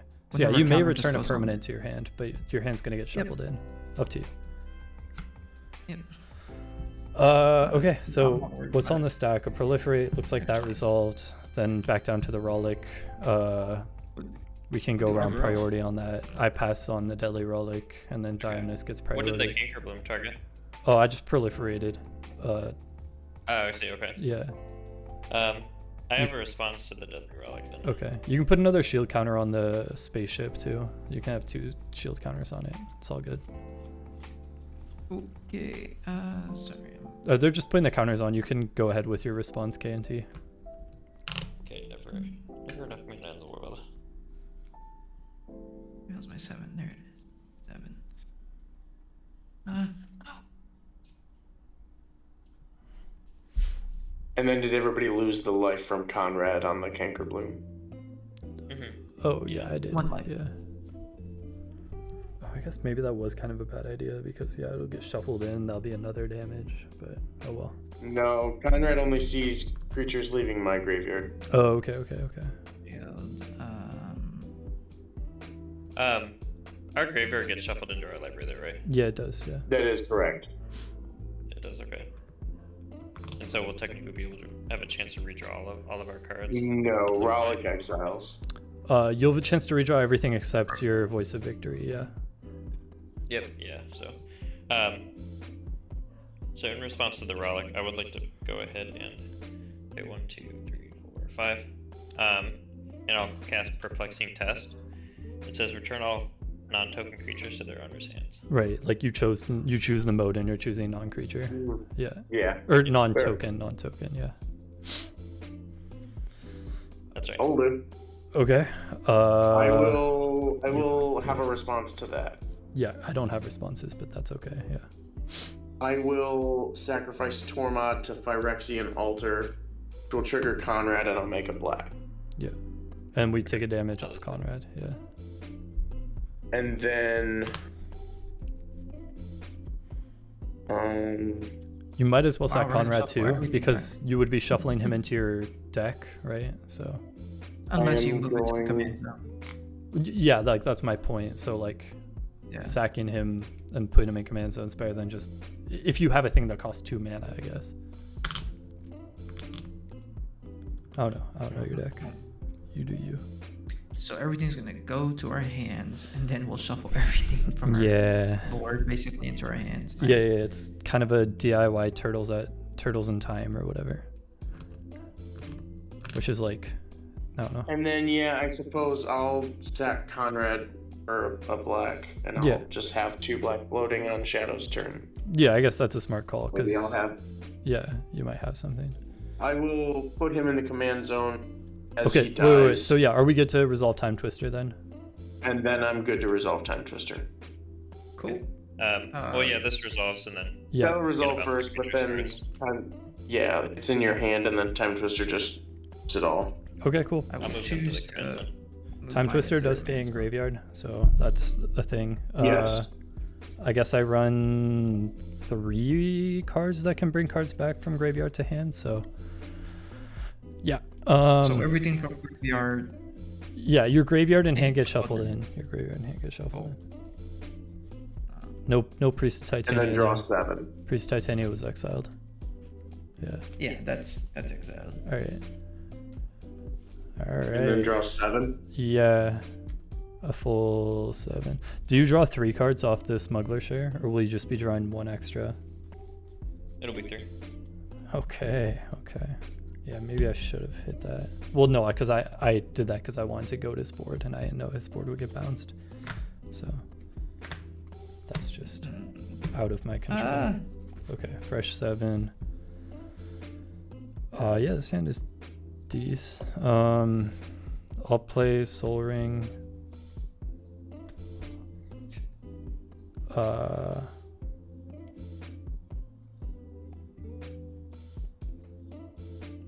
That's so fucking funny. And then I'll pay 2 and cast. If Soul Ring's good, I will cast a 3 visits after that. And then that's me. I'll pass. Okay. I have no actions. I'll My draw mana 3 cards. cease to exist. Okay. I will, I'll get a tap. Triumph. I'll get the Triumph. Yeah. What's the land thing you're doing? 3 visits. Oh, okay. Did you play a land for turn? I did. Yeah, oh, yeah, you can get treasure. Yeah. I played it before the. Yeah, I played it before the Time Twister because I wasn't sure if I would draw land.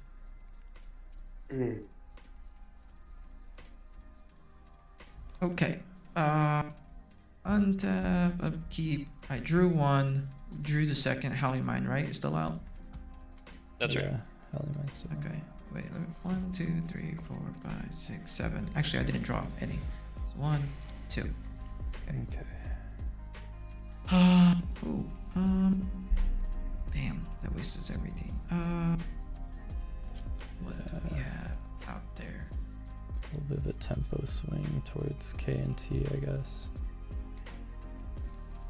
10 cards. A little bit.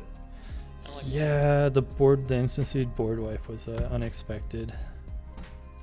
Play a forest.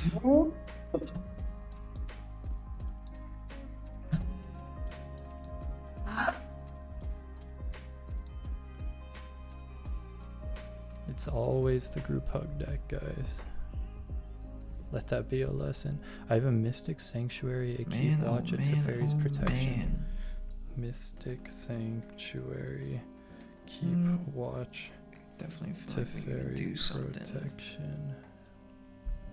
Okay, we'll pay. Oh fuck, I can't even pay for Unnatural that. Restoration. Rip. Unnatural Restoration. So Mystic Sanctuary might actually be online here. I think it's turn Okay, 7. we'll too. play 3 Yeah, changed that. I think or it's turn 7. Marwyn the Nurturer. Set up turn for everyone except KNT, who's already set up. We will actually. Yeah, Mystic Sanctuary. I have We'll 1 station. island, 2 island, 3 islands. So Give it this one. would come in untapped. And I will pass. I'll draw a turn, so.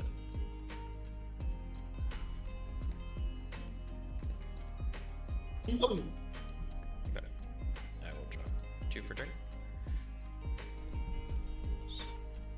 Oh, that's cool. I didn't know they added prices to these cards like this. That's a new addition they did. I will And then you can just click play my land for buy turn, Spire of Industry, draw a card. when Mystic Sanctuary is battlefield untapped if you control. I need to pay 1, 2, 3.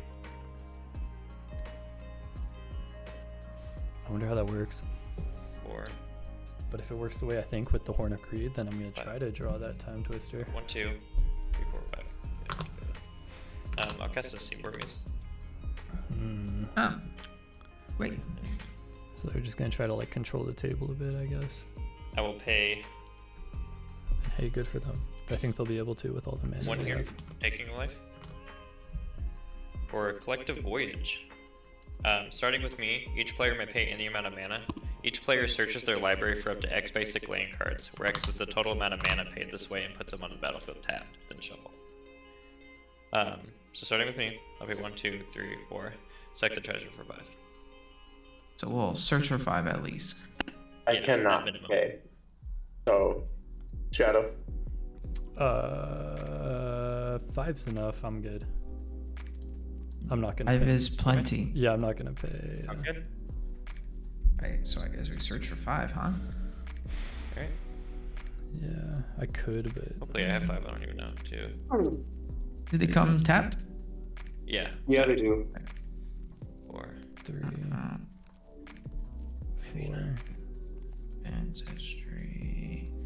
Yeah, 5 should be plenty. This deck is not used to this much mana. I don't think the cards in my hand would do enough with the mana I'm getting. 2 more. Pretty sure it's I feel like everything usually is I there. can control the tempo and this Not game is lands. kind of slipping away. I think when he hit the troubling pairs is when I felt like maybe not my game Go anymore. crazy. I intend to. Because I was already going to do some shit to do some shit. Hell yeah, fuck it up. Alright, I am all out of mana. They are the lowest. So, so I have For to end my now. turn and go down to discard. At the end of my turn, I do make 3 treasures because you all had 2 or more lands in here. So I'll make 3 treasures. So he thinks his 7 will beat our 7. I feel like Because I there's think a he has Psycho 7. just waiting. Look at that. Yeah. Yeah, Are you Dude, passing? Yes, I am. Okay. pretty sure I don't have Drop game changes in this. Card. I'll discard some lands and ramp. Yeah. This should be Okay. interesting. I'll wait. Wait, what the fuck? I only grabbed 4 lands. Was it 4 or 5? 5. It was 5. Okay. 5, my fault. Yeah, I think everything hinges on if I can get Mystic Sanctuary to 2, get back that 3, Time Twister. 5, 6, 7, I think it's all on that. 3. Okay. Assuming we don't lose to Conrad. Let's do- But I really don't think we Take will. 2 from the tomb.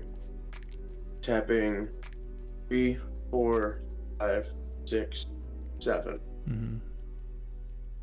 Conrad. Get back out the Rad. He has no graveyard. He does have the Phyrexian Altar. Then 3 for Midnight Reaper. Okay. So just kind of like a roaming throne effect. How bad can his next card be? And then we'll do 2 for a Blood Gas. Okay. It's good, but Okay. yeah, once again, I think KNT's at the highest I'm gonna lowest level. sack the Blood Gas to the Phyrexian Altar He's most at for a risk. black. Trigger Conrad and the Reaper. Take a damage and draw a card, and you'll all like.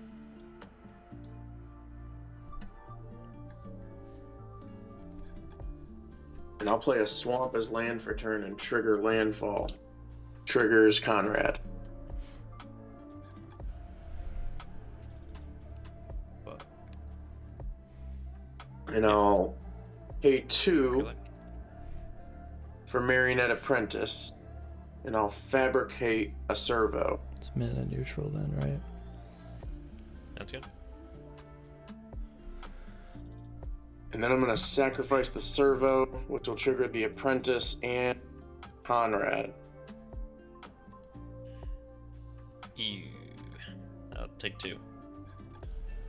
With the black from that, I'll cast Blood-Soaked Champion. I'll sacrifice Blood-Soaked Champion, trigger Marionette and Conrad. I'll lose a life and draw a card from Midnight.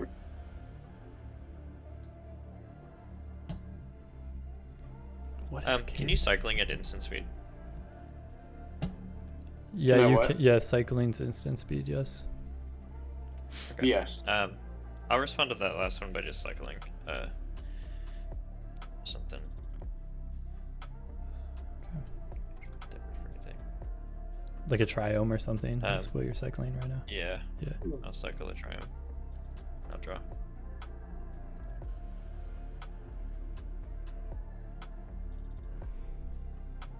So maybe they don't have an answer, and maybe I should have I should have fucking T-Pro'd, bro. I should have T-Pro'd way sooner. This is on me too, if you think about it. Everything they're doing is creatures. They might have like counters that are non-creature counters.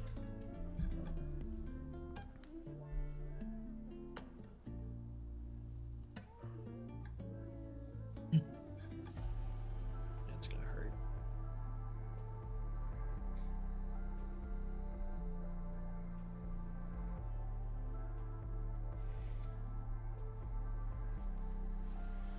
I think maybe I just try to get some things on board, and then I T-Pro main phase and see if Sir Conrad just tries to like kill us on their turn. And then the only creature on board aside from my own is the Seedborn Muse. I have Marwyn. Oh yeah. Marwyn. Okay. It's a little Dude. one. Your Time Twister drew me into 5 fucking swamps. I mean, you're doing fine. I know. No, there's no complaints. I'm just Yeah. I could be Yeah, I I might think- have to, because I have 1 black floating. we'll see how this goes. I think they're almost out of gas here. Okay. I think I sacked the blood gas. Trigger, Prentice, Conrad, and Reaper. 2 black floating. Another fucking swamp? At least so. Let's activate Conrad. Everybody mill one. Of course, it's my fucking soul ring. Do you lose any life from the Reaper? Yeah. He's lost 3 life this turn, I think, and drawn 3 cards. Yep. Any creatures milled among those? No, I milled a land. Instant for me. Okay. We milled. What caused us to mill? Conrad activation. Conrad, 1 in a black. Okay. And then you're no And more so we floating mill. mana after this, right? Bloom Tender. Correct. I have no more floating. Creature. 10Ds, 1 damage. I'll take one. Yeah, we'll take one. And That hurt. Need some lifelink.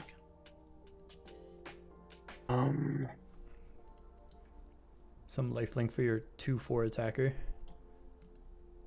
Yeah. yeah, the guys are sick, so I think we're gonna pass. Sick with it. I'll draw a card. Transit. Yep. Down with the sickness. Draw and then draw from Howling Mine.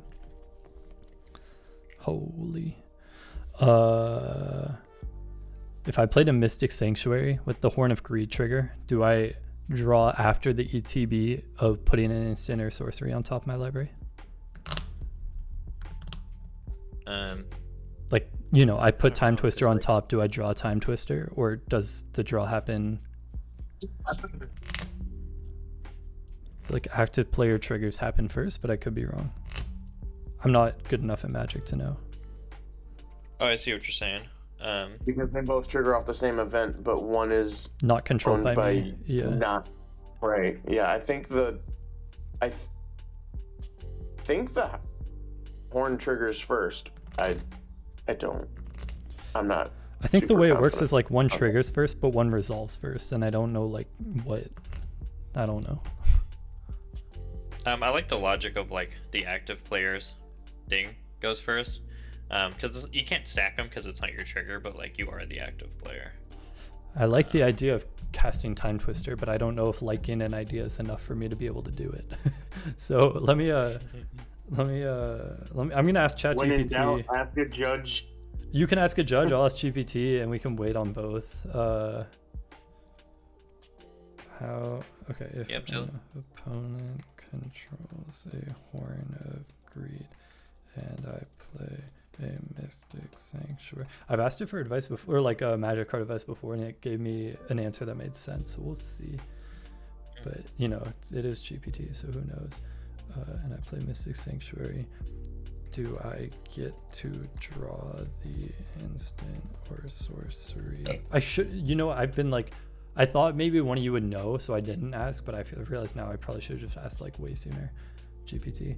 So that way you don't have to wait. Do I get to draw the instant or sorcery I put on top of my library because of the Horn of Greed trigger, or does the trigger to draw a card happen before the Mystic Sanctuary trigger because I'm not the one who controls the Horn of Greed? Hopefully that's enough info. Sometimes you have to be like really specific. If an opponent controls the Horn of Greed and I play a Mystic Sanctuary, do I get to draw the instant sorcery upon top of my library because the Horn of Greed triggered, or does the trigger to draw the card happen before the Mystic Sanctuary trigger because I'm not the one who controls the Horn of Greed? Let's see what GPT says. Did someone ask a judge too, or are we just gonna go with GPT?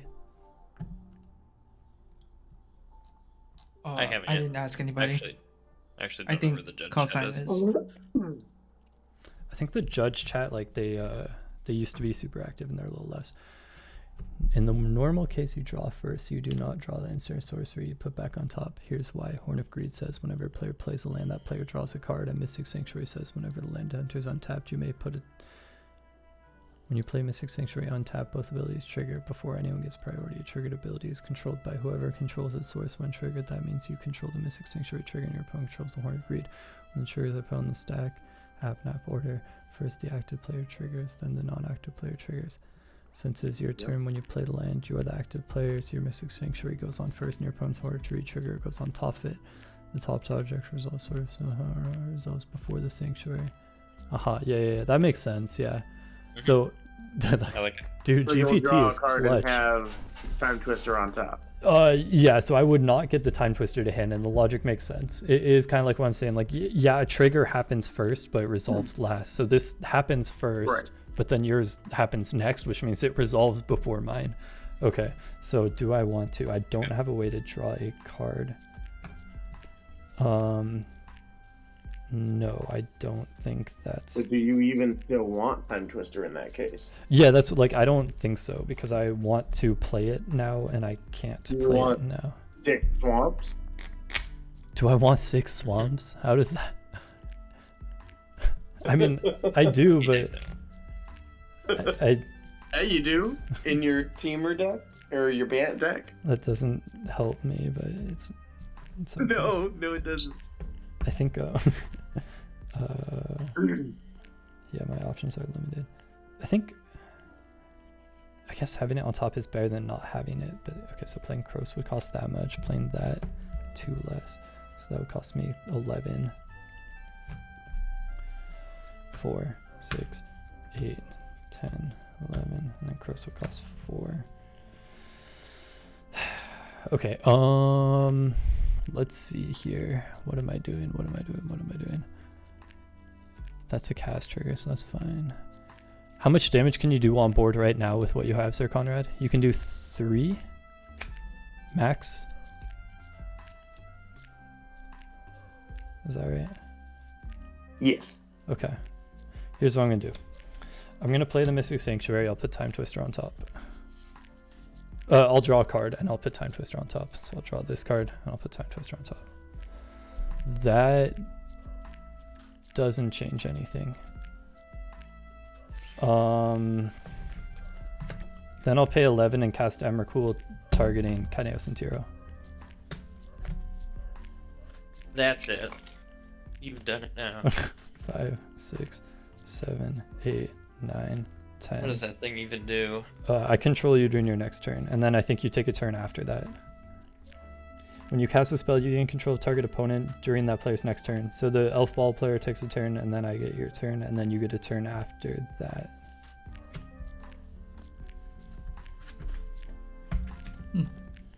4, 5, 6, 7, 8, 9, 10, 11. I don't really want you controlling anyone. So like a redirect ability would still not work because it's, or no, sorry, it would work, but I would just do a different player then. I would have to. Yeah, so someone else still gets another turn. Yeah.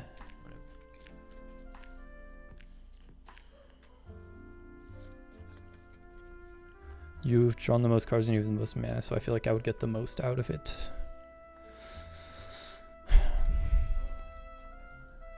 Also, I want to see what you're cooking with. But yeah, so that's on the stack. Okay. I'll tap 2 blue and a Soul Ring to Insidious Will that and counter it. Can she be countered? It's a ability, right? I didn't even look. It just That says would counter have to target be- spell. You could, but the ability you may choose new targets for target spell you make. Yeah, so you may, but I Yeah, will still get your next turn. Up to you if you want to do that or not. So You would need like a I don't stifle ability. Or as I said, like a deflecting swat would be another player. Like that's another option, but let's see. I guess even a misdirection might work because the spell is the thing doing the targeting. Yeah, so misdirection could work. Gaining control of the spell would not work because the target's already Yeah. declared.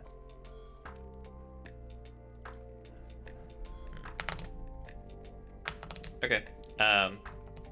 I'll still counter it, I guess, so that you don't have the big body. Yeah, Um, fair. Yeah, I mean, I think other than that, you got it. Okay. You will. Results? Yeah, we can go to end step, Ability. and you can draw a card from Okay. your smuggler share, and then yeah, go ahead, Dionys. You get. Oh, during their next turn. Okay. Yeah, I'll So probably you just start. ask you to play like hand face up because that will be fastest. Tap, upkeep, Yeah. That's fine. draw. Okay. We'll play forest.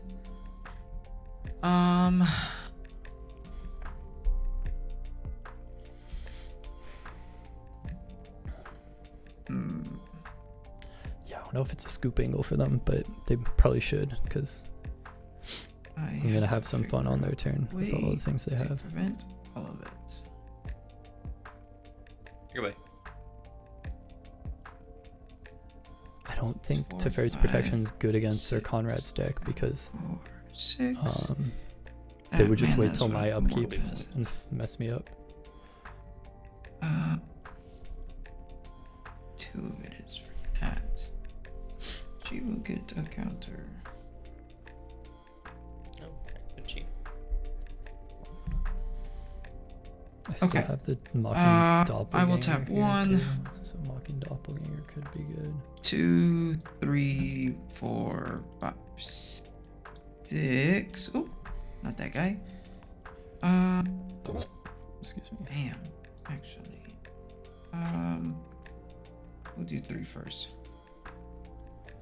3 for a branch and evolution. And then we'll do 6. So 3. I guess we would lose a life from Conrad. Maybe John said. Creature going to graveyard or something. Yeah, the Emrakul. Yeah. 6. I missed that. To cast Dionys, Elvish Archdruid. When he enters, Marwyn will get. Okay, can I stack counters here? I think so. Yeah, right. What do you mean? Can I do Hardened Scales first and then Branch and Evolution? Yeah, you're the active Or- player. You control the triggers, right? Okay, I'm just seeing. Actually, it would still be the same if one or more 1/1 counters would be put on the creature you control twice that many.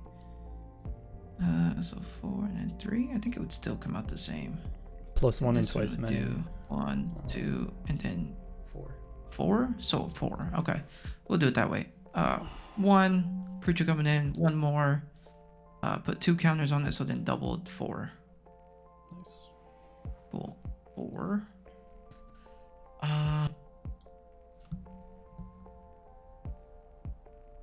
So they would be getting 8 each time. This game is I mean, tense, 4 right? each It's getting a little spicy here. trigger. I don't know what Conrad's up to with the black screen, let's but just some Do camera issues or something. Does Conrad player know their camera's black? Or did They left. oh They're not in the Discord. oh, right. okay. I Interesting. don't know what's going on. I don't. Uh, I wouldn't I assume will- they like left though, right? Because like they, I don't know. The camera's Whatever. still on. Yeah. Mhm. Well, no. I think if you leave, like sometimes the camera stays on. I just feel like they weren't in a situation where they were threatened. Like they're at the highest. Like yeah. So I don't think they left. Yeah. But like yeah, maybe internet issue or something. Okay. I shall. Golly. We shall tap Marwyn. And that should trigger another 4 counters, but I will have 5 mana. So we'll just put 5. Untap. Trigger. I'm gonna look up So we'll put it how 8. Emrakul works with Teferi's Protection. I cast 8. Emrakul Okay, to 5 mana. get a player I'm using next 2. turn, but I Three maintain for a priority Lightning Greaves. with hit on the stack. Response. Cast a Teferi Protection. How many cards are you in? 1, 2, 3, 4, 5. Still good to control the player on their next turn, even if I And how much mana? You can tap her again for some mana. Mm-hmm.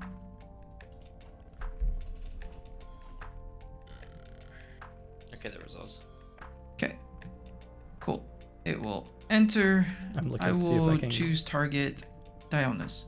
Response. Yes, Emrakul promise zone creates a delayed effect for its caster. No response. Cool. That will go there. Three What if I left. cast Let's see. Teferi I will Protection after Emrakul go ahead and use. resolves. What do I have here? Do Two? I still Down to get to 1. control the player? To cast Incubation Druid. Response. I should just read Teferi's Cool. protection, but I This feel will like go to 12. Incubation Druid will come out. once Emrakul the promise affects this. I will. After that, you still get to control the player during that next turn. Does not Station. remove you from the game. Pinnacle or for undo 0. Already created delayed effects. But it will tap, get a counter. We'll get Right. 4 counters. Wow. The exception is if players. And then I will tap it. Does that have haste? This? Yeah. No. Not right now. Oh, okay. For 4. So this will go to. So I had 1 already. 5. Until your next turn, your life total can't change. And you gain then protection from 2 everything. mana. Right. It doesn't say anything about me like ceasing to exist, so I We would still control them shall- even if I'm all gone and everything. Use that to remove a stock counter from stock up. I will draw a card. Cool. I will then again station the last amount. It won't matter no more. And he will get 4 counters. Bam. Okay, I will go to combat. Any responses here? No. Cool. I will swing They messaged me this deck list 2 years Dionis ago. and Pinnacle over at you, bro Jake, and Marwin at you, Shadow. Declare blocks. Yeah. Is this I lethal? Will, Yeah. Marwin is 13 and Pinnacle has flying 7/7 with Dionis being a 7/7 as well. So, assuming Norseman doesn't come back, you win. But if Norseman comes back, you lose. Maybe. Okay. Yeah, I don't. we could help you. We could help you beat him. No, I think you win on your next turn. Well, I'll You do think everything I can to highly. undermine them from winning, but that depends on what they have. Okay. Bro Jake, I guess. Declare blocks, There's turn none. order. No response. I'll cast Keep Uh, Watch. Shadow. I get to draw cards equal to the amount of attacking creatures. Project, does that resolve? Yeah. I will draw 4 cards. 1, 2, 3, 4. There's only 3. Sorry, this guy's not attacking. I'll draw 3 cards. He's just tapped. What lets you draw those cards? Keep Watch. The thing I said draws a card for each attacking creature. Oh, is that you? Did you just play it? Yeah. Oh, sorry, your I camera can wasn't put these cards up to back date. if you want. I will put the cards back. No, that resolves. I was just curious. Okay. I didn't see like a permanent on the battlefield or anything like that. I didn't see that you'd cast anything. Got you. Yeah, I didn't find anything that helps, so I can't declare blocks. Nice. Cool. Sounds good. Two Well, dead. KNT has like a lot, right? They can cast removal spells, right, before damage. No removal spells. All There was a those- misplay though. I should have played it. Well, no, it's fine. You don't have removal spells, so you pass priority, right? And then I cast Obscurian Haste, right? Or Ooh. Ethereal Haste. Prevent all damage that would be dealt this turn. Is that good? Wait, I thought you said no response. I said I don't have anything to declare blockers, and then I gave K and T the chance to. Well, sorry, that was declare attacks, and I said going into blockers, and then I was like, you said you win, I win, right?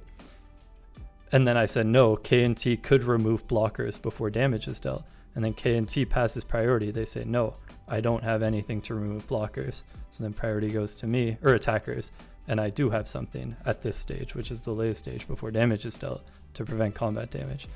I'm in a position where I am after them in priority, so I was giving them one chance before damage is dealt to hopefully have something, and if they didn't, then I was going to cast this. Cool. Yeah. Sure. I would like to Narset's reversal that to put that back into your hand, and then I'll get a copy of it. Okay. And I'll cast my copy. Savage. It's really good I didn't cast Teferi's Protection there, because that was the other thing I was thinking about casting. Oh shit, dude.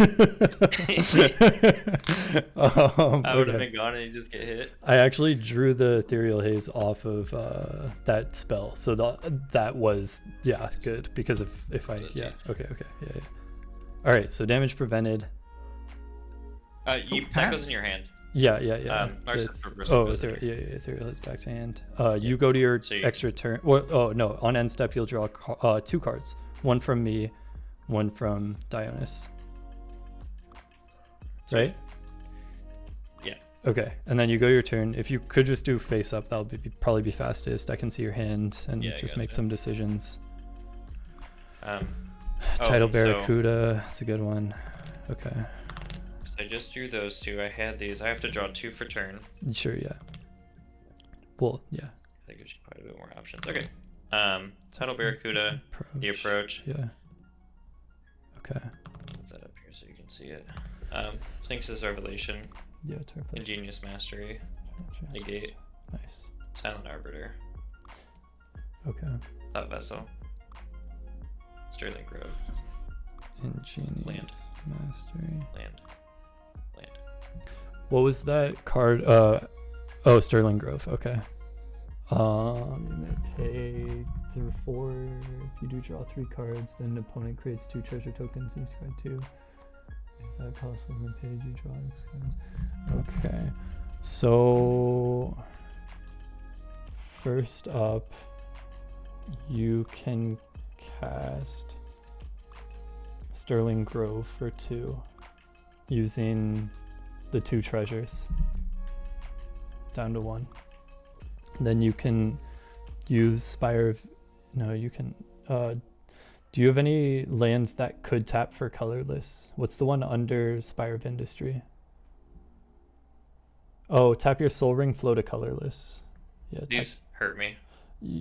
Okay. You could do... You can just do Soul Ring and flow to colorless and crack Sterling Grove. And you can just tell me what enchantments you have left in your deck. And you can just rattle off. I choose. You can just rattle off the names. Okay. Dream Halls. Okay. Force Fruition. Yeah. Cloud Jid as Next Blue Mansion. Okay. Propaganda. Mm-hmm. Heartbeat of Spring. Okay. Yeah. Southern Tide. Exploration. Okay. This is fun. It's like show and tell. Yeah. Insight. Okay.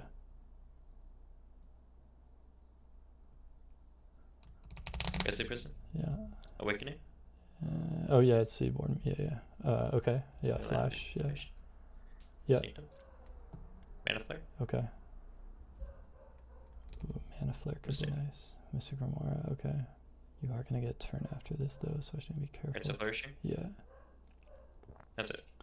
Okay. So it's between Dream Halls and Force Fruition are like. Yeah, I think I want that. Dream Hall seems kind of fun here. Yeah, you can get Dream Halls. Yeah, I think that'll be good for emptying out your hand too.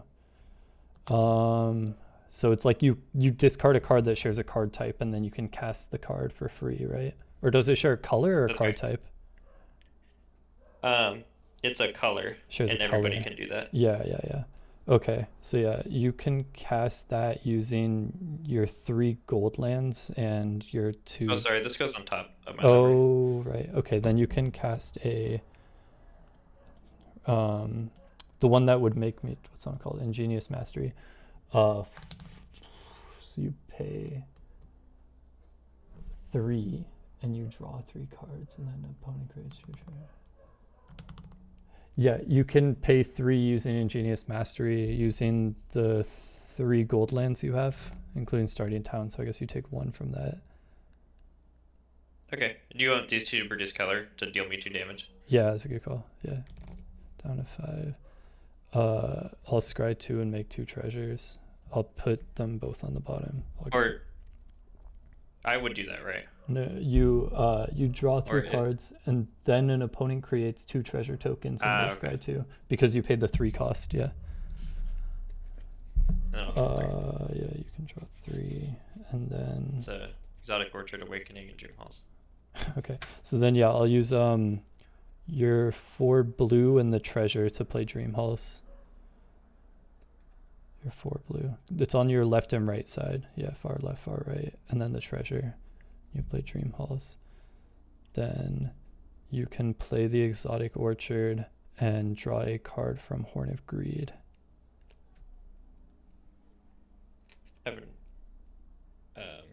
Exotic. Oh, there it is. Yeah. It's down here with the spells. You can do that. Let me go ahead and clean this up a little bit. What's that? It's a Ultima. Oh, okay, that's colorless. Destroy right? all artifacts and creatures until end of turn. Wait, no. Ultima. Destroy all artifacts and creatures end the turn. Oh. Okay. You will start doing some Dream Hall stuff. Show me your hand. Give me a sec. Yeah. Okay. You can play Tidal Barracuda. No, sorry. You can. No. Okay, wait. I got this. You can. Sphinx of the Second Sun's a cast trigger. If the spell's cast from your hand and you've cast another spell named for the Second Sun this game, you win the game. Otherwise. Right, so even if it's countered, you put it 7 deep. So I don't think I want to mess with that. I think you'll cast the Sphinx's Insight and discard Approach of the Second Sun to cast it. And then you're going to discard Tidal Barracuda to cast Negate, countering the Sphinx's Insight for 0. And then you're going to play Ultima using however much mana you want. Yeah. And that's Alright. Emrakul And for the turn you. is over. Yeah. Yeah. Okay. Wow. Yes, my cards are doing things. They're making an impact. So that'll destroy all creatures and artifacts. Do you have a response, Dionys? No.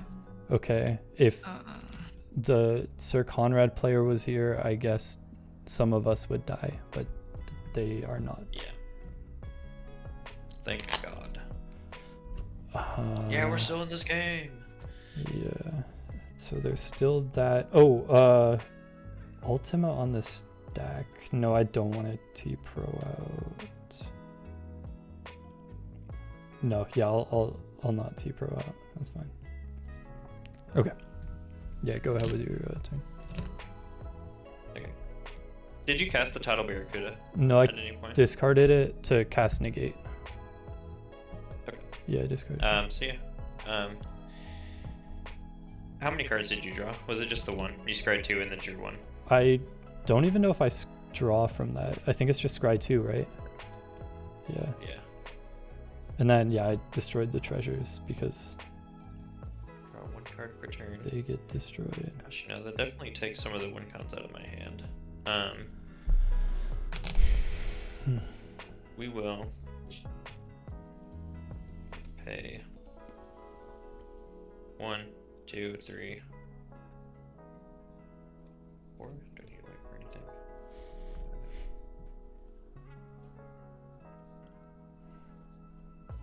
4 for a Tidal Barracuda. Wait, Everyone what? can cast spells until the end flash. No, I just said I think I discarded that to cast Negate, right? Because Because they shared the color. yeah. Yeah, okay. And you discarded the approach to cast the Yeah. Sphinx. Okay, Yeah. cool. Good. Okay. Yeah. 15 forests. 1, 2, 3, 4. Yeah. I'll play Awakening. Okay, yeah. This one's for all players, right? At the beginning of each That's player, right. so keep the tap all creatures and lands. Okay. That's pretty crazy. Then I'll pay.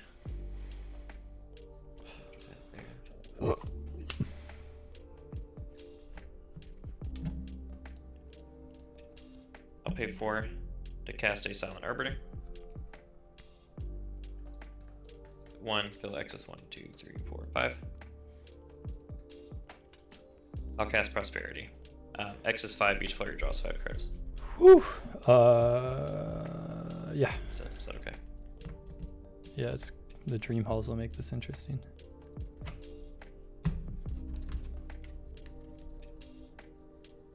Okay. Alright.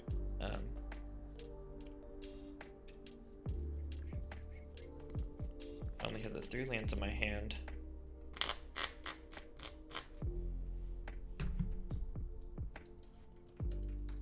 I'll play my land for turn, so Flooded Grove.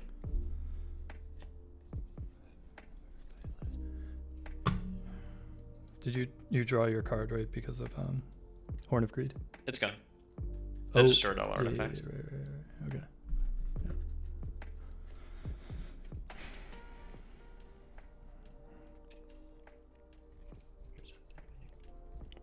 Okay, I think here I just have to pass my turn. Okay. We all untap because of Awakening, and then no other triggers I see, and then I'll draw for. Oh. I do have some Smuggler's Share Oh, stuff since yeah. we all drew 5. Yeah. I'll draw 2 cards. Okay. All right. I'll draw. Yeah. No. Yeah. We'll untap, and then that. Okay. I'll tap 5 for a Psychosis Crawler. It's like whenever I draw a card, each opponent loses a life. 1, 2, 3, 4. How many cards are in your hand? I think 12, but let me check. 1, 2, 3, 4, 5, 6, 7, 8, 9, 10, 11, 12, 13. Okay. Damn. I have to try to counter that because I don't feel me. Yeah. You know I have Time Twister. Yeah. Arcane Deny. You're casting instead of discarding. I'll play Theft of. I'll play. Oh no, that's useless. I'm looking at my Narset's reversal, being like, what does that accomplish? With all your mana, that will get countered. Yeah, that is unfortunate. Yeah, I don't think anything in my hand stops that. Okay. And we'll draw cards at the beginning of your keys. Yeah, I'll put a 2 over here. I think I'll play it. Do I have a way to draw cards here? I feel like I said that I feel like a broken record. Oh, cool. Yeah, this works. I'll discard a Tangle to play Unnatural Restoration. Return target permanent card from your graveyard to your hand, proliferate. I'll target the Psychosis Crawler. Shoot. Oh, Emrakul though. I can respond to that. Yeah. I'm just gonna pay 2 to cash grab mill 4 and then return 1 to my hand. Okay. 1, 2. Do I go 3, Emrakul or Psychosis 4. Crawler? Emrakul's gonna cost me. I mean, I can discard some stuff to make it less. 2, 2, 3, 4, 5, 6, 7, 8, 9, 10. Like I could just cast it and that's like my turn. That feels. No, I already did 1 Emrakul this game. That's like not fun. Okay. So yeah. I wouldn't mind if it's the play. Like I'm not I doing this. don't even know. I think it is just get back Psychosis Crawler. That feels like a cleaner. Yeah. So that is getting That'll cast. definitely wrap it up. There's nothing to proliferate. Oh yeah. So okay. So it's on the stack. Okay. It resolves. I get this back. I'll pay 5. Have 5 mana left. 1, 2, 3, 4, 5. I'll replay Psychosis Crawler. Responses? None for I don't got any. Okay. What do I play before Time Twister is the thing. There's nothing in my hand that draws me cards. I could just play that. Oh yeah. Oh no, that's only an opponent controls. I have a Mocking Doppelganger, but that doesn't. Yeah, that doesn't work here. Okay. Yeah, it'll just be a Time Twister. So I'm gonna discard a Theft of Dreams to cast a Time Twister. Okay. I'm going to respond. I'm going to tap 3 and attempt to Beast Within. The Psychosis Crawler, yeah. Yeah, no responses. I'll get a 3/3 Beast. Does anyone respond to... Okay, so that resolves. Time Twister back on the stack. Any more responses? None for me. None? Okay. You sure you want... Wow. Yeah, I mean, you didn't need to pay 3 if you didn't want to. Like, I'll give you the option to take it back because there's a Dream Halls, right? Okay. That's alright. Okay. Shuffle and draw 7. We've had 2 wheels and 2 board wipes. Yeah, that's Good. awesome. Oh, I gotta it's start like playing Time Twister. I always thought it was banned. No, just I just forget expensive. it's not. But, you know, proxies Yeah. exist, so you should run it. Yeah. Well, no, because you're trying to... You said one of your wincons is Jace, Wilder, and Mysteries, so it's kind of bad for that. And also it would restack your deck, so it kind of undoes not in this deck. approach. Oh, okay. Yeah. I'd put it in like Vivi or something. Right. Yeah, I think like any deck where you're already running Wheel of Fortune, just run more... Or like a deck that struggles with card draw. I mean, this deck doesn't struggle with card draw, but... I figure if it's the best effect of this, then I'll play it, because I can. Yeah. It's a nice multiplayer effect too. It gets everyone like shuffling stuff around. Yeah, yeah, Gets people back exactly. in the game too if they're shafted. Exactly. Yeah. Okay. I'm looking around the table and feeling like I don't have a great position here with the cards I drew. Sometimes that's life. I don't need the Smothering Tithe because there's a Dream Halls and an Awakening. But... Oh, that's good. I'll play a Temple of Plenty because I do get to untap it. I'll leave that on top. I don't think I have any other plays with 4 mana, so I'll just play a Smothering Tithe. Okay. Because this game needs more triggers.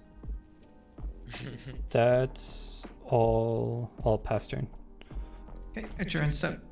I'm going to tap 2 for a Midnight Tilling, mill 4, and I can return a permanent card from among them to my hand. Okay. 1, 2, 3, 4. Who do I want to return?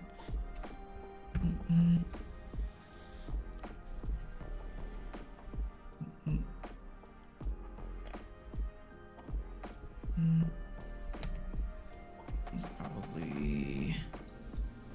It's pretty useless to me right now.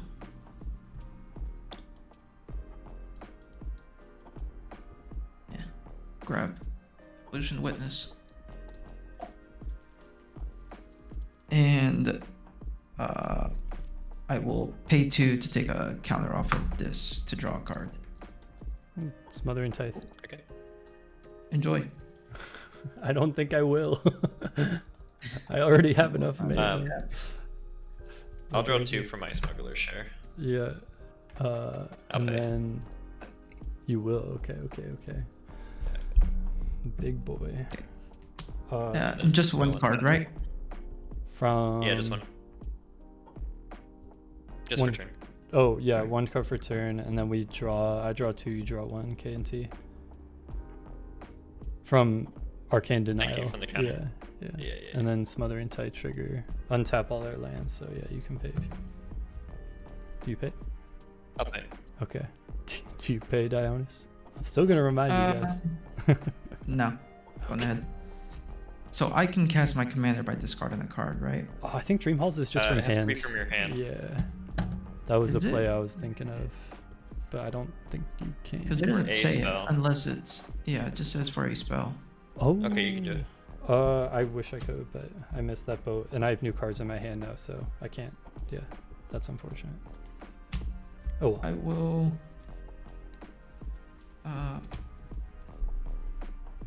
gotta share something with it, right? Yeah. I mean, price your property, mono green colors, deck. characteristics, and Oh this right, but you card, run like all card. these battle or stations and stuff. Yeah. Yeah. I guess you're a big Let's mana deck, so maybe you have all discard. Eldrazi's too. No, I don't. Okay. Not yet. This is just a simple $100 deck. Got you. Priest Titanium is like Uh, a fifth of that budget. Actually, Dionysus was. Oh, Is she okay. expensive? I thought No, she was Princess like Titania is $2. like $2. Yeah. Oh, whoa. Yeah. Okay. Dionysus was the most She's all over expensive the one. place. Got you. So we'll put that there. Cool. I will then tap Hardened Scales is $5. One, The version you have. 2, 3. I pulled that long time ago. 3 for a Evolution Witness. Nice.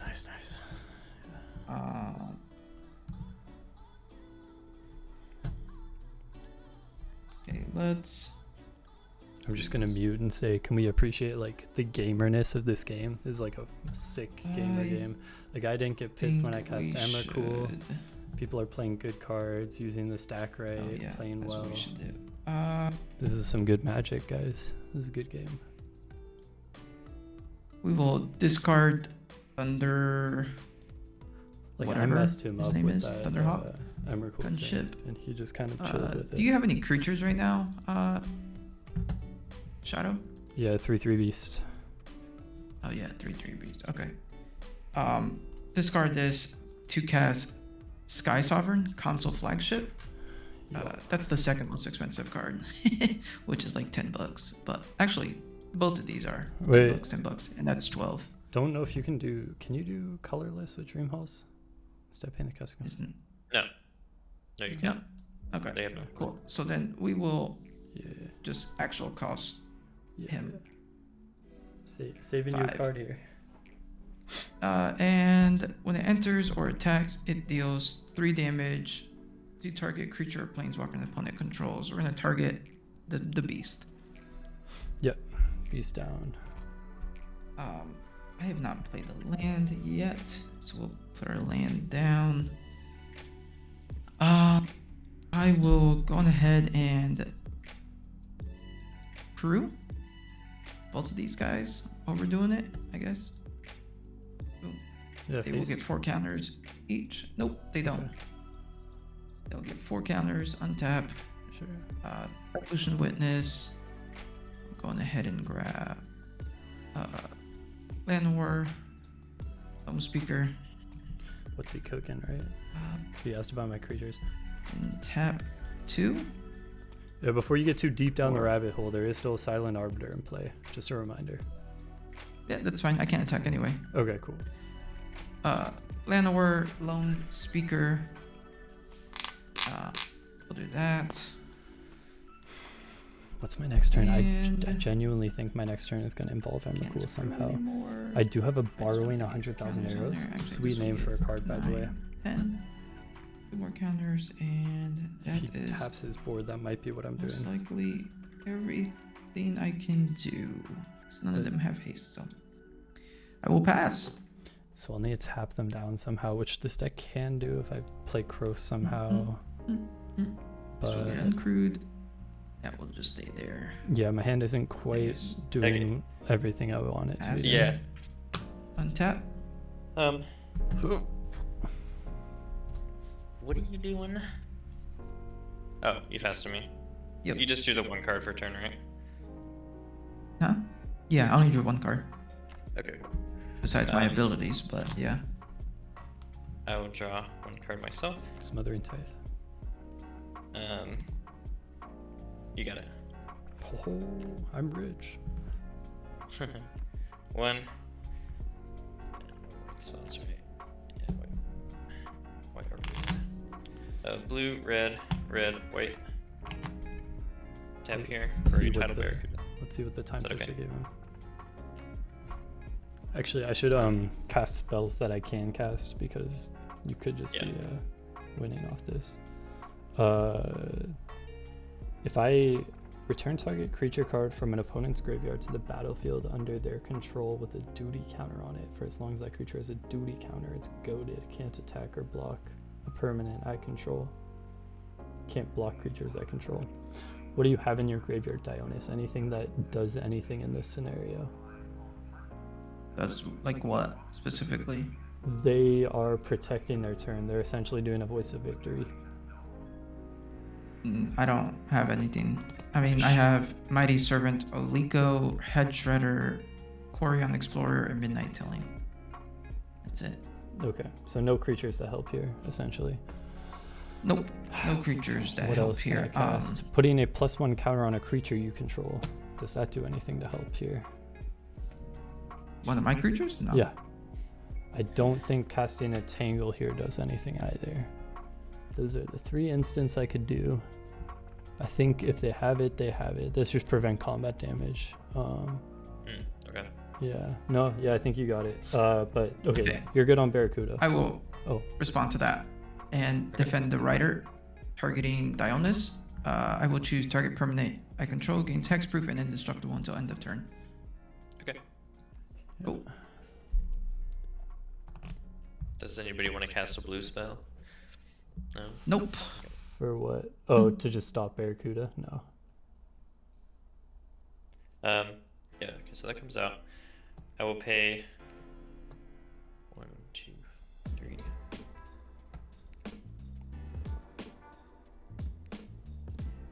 For a While you do that, I'm gonna take some counters off. crawling. Nice, nice, nice. Oh, let me respond to that. No, because title Barracuda. No, it's Oh, you're. it's an activated ability. I got whooshed. Oh, you can do stuff. Yeah, sure. Yeah. Yeah. So I'm gonna respond to that. 2, Okay. 3, 4, 5. I'm gonna draw 5. Removing 5 counters. Sweet. Yeah. I guess Besage you would, 2, but yeah, I don't 3, think you're running 4, Besage. 5. Cool. Continue. Then I'll pay 1, just in case I need some color. Oh, 5 Smothering Tithes. And draw 5. Enjoy. Or 5 treasures. I'll pay 4 for a Font of Mythos. Yeah. You guys draw 2 additional cards to repeat. Yeah. Okay. I don't need. I'll discard in Oh shit. like we're a alive. versioning Yeah. to cast Oh, never Reins of mind. Flourishing. Yeah. I thought you were saying you were discarding a hint like per Card. turn. Yeah. Oh no, sorry. Sorry. It's okay. It's okay. And then I would lose 2 life, but I could cast my commander if I wanted to. Just for more. Or I color. risk it. It doesn't, because could we use would just choose the cards. land. We wouldn't choose the card. But I guess it lets you see another card. That's good. Yeah. Okay, I could discard him. I'll discard a Smothering Tithe to cast my commander. Yeah. So 1, 2, 3, 4. So we'll be taking 4 from Crawler. Okay. And then it limits my card draw too. Okay. I will end my turn. Commander trigger. I will draw a card, and then put a land out. It's going to be a Path of Ancestry. Then you guys can pick one or the other. I'll put a land out. We'll put a land down. And then Smothering Tithe, do you pay for that?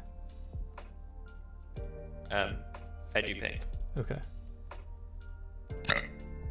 Nice. Alright, so draw 1, 2, 3. Okay. No pass. Yeah, so 3 additional cards. Because I think Crawler's on your upkeep, right? The trigger of drawing another card from that, so it's just 3 total extras. It is, yeah. Okay.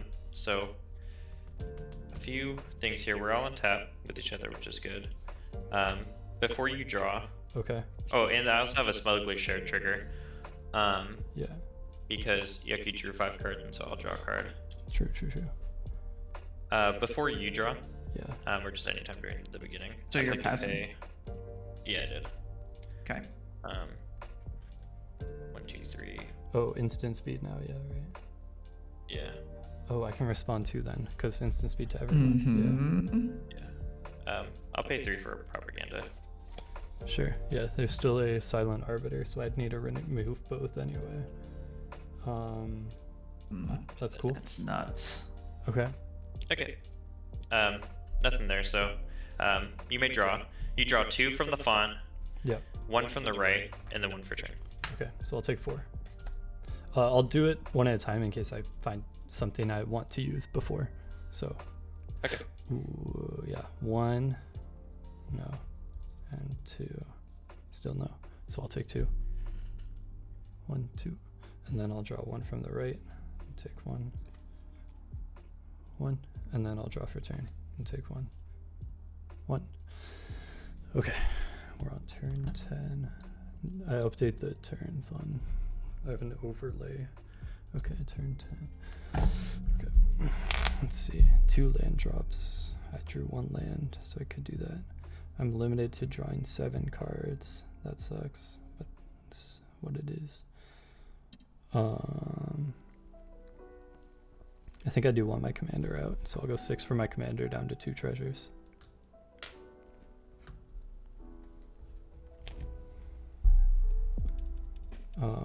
Would you cast in that? I'll respond. Sure. 2, 3, 4, 5. To cast out Knight Paladin. Any responses? What'd it do? When Knight Paladin enters the battlefield, it deals 4 damage to each opponent. Oh, I see. I guess I'll have a response. Turn order, bro Jake. You gotta weave him out now.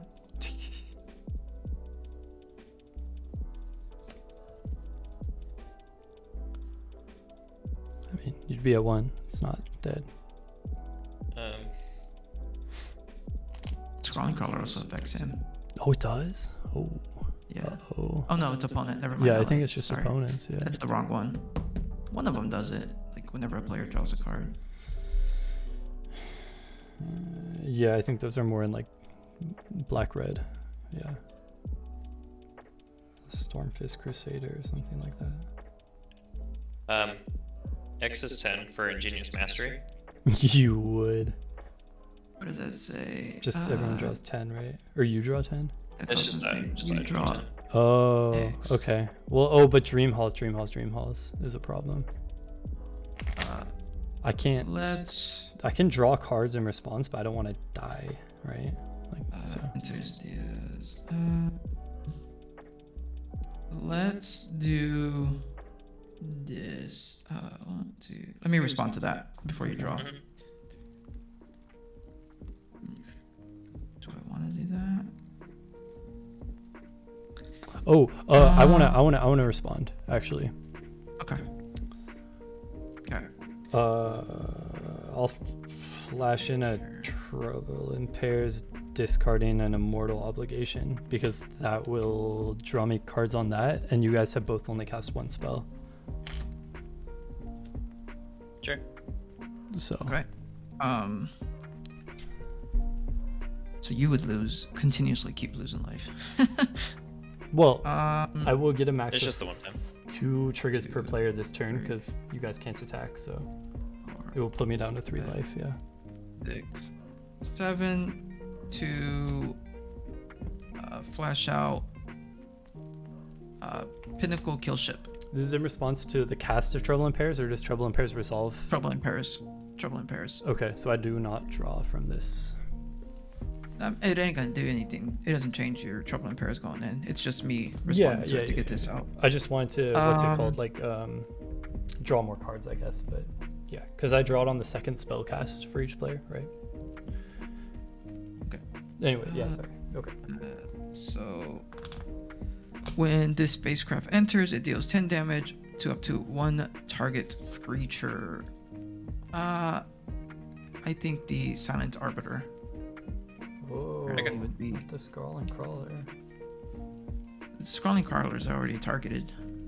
Whoa, I thought that was each player. Is it each player and What? each creature? Oh, it's each player. My fault. Yeah. So, It doesn't kill me. It won't kill me right now. That's fair. Yeah, I guess yeah, I yeah. should say. You're right. Okay, so Pinnacle Killship resolves. Mhm. Trouble in Pairs resolves. I guess your Scrying draw Wait, 10 or does whatever. Trouble in Pairs resolve or what? Yeah, it'll Yeah. resolve. Okay. I'll And draw then you'll draw 10. So I that'll can't pay resolve. for any of these smothering tithe triggers. Okay. If you still have that Also, out. yeah, I draw a card then from Trouble in Paris, and I'll lose the lifetime of 6. So 10 treasures. Treasures. And then- Land. Wait, did I just fucking? Why the fuck did I just try to throw All that the away? lands, dude. Okay. And then Knight Paladin resolves. Each player taking 4. With Knight Paladin on the stack, Oh, 1, 2, 3, 4. Okay. Okay. I'll discard a Lab Man to cast Consecrated Sphinx. Okay. That's it. Okay. So Knight Paladin resolves. Mhm. Cool. Everybody take I'll 4. go down to 1. Yeah. I'll go down to. It's very scary. Oh, Proach gains you 6 life or something? Just. Maybe? Yeah, it gave me 7. Oh, okay, okay, okay. So if I can draw it. Yeah. Okay, so I can't draw any more cards. You cast your second spell, so I drew. Oh, wait. Right, I do draw another card. I'm at 1 also because of Trouble in Pairs. Yeah, because you cast 2 spells. Yeah. Okay, how the freak am I gonna do this?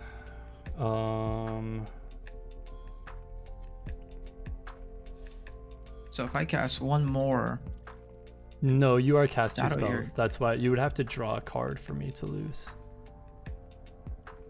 wait, Trouble in Paris just the one time. It doesn't keep doing it. Yeah. You would have to draw a card or attack me with 2 creatures for it to trigger because you've already cast 2 spells this turn. That's why I was asking, and you said no. I'll let Trouble in Pairs. You said with Trouble in Pairs on stack. this was in response. Yeah. No, you cast that, So we then didn't I see cast it. Trouble So in it's not Pairs one, before right? you cast your second spell, and then, trust me, I was very aware of this Wait, deck. so I You know, for so- some but reason did hold on, not kill so- me, which is fine. no, I'm saying okay. So you casted Trouble in Pairs, and then I responded No. with You cast the Pinnacle thing kill that ship. does 4 damage to all players, okay? And then Yes, with and that then on you the did- stack, I cast Trouble in Pairs. 1 spell has already been cast, okay? With Trouble in Yes, Pairs on and the then- stack, you flashed in your creature because I asked, do you want Trouble in Pairs to resolve? So I draw a card, and you said no. So it's on the stack. So Trouble in Yeah, Pairs it's on have the not stack. been in, so it hasn't seen it yet. Is what I'm saying. So I've But only the casted cast one, of the spell has 2 already Trouble in happened. Pairs. You've cast 2 spells by the time it lands. Like it's like with Emrakul, like the cast trigger already happened. It comes in, So- but it doesn't see it because you've already cast the spells. Like your second But- spell. It doesn't have to see you cast 2 spells. It's your second spell. If you cast 5 spells in response to Trouble in Pairs still comes in. It doesn't see the 5 spells being cast. They've already been cast by the time it comes in. Okay. Same, yeah. Okay, anyway. Does Heliod have blue identity? Because it has blue in its cost here. Like, could I discard a blue card to cast it? Oh, I have no idea. Hell yeah. Let's find out. I do have a white card, I think. No, I don't. So, yeah, I guess that kind of does. No, it doesn't really matter. I have so many treasures. You don't need to look it up. I'll just do 4 treasures. Okay. Cast that. Then I'll do 3 plus 1 because I can't pay life. So, 4. Down to 4 treasures. Flip it.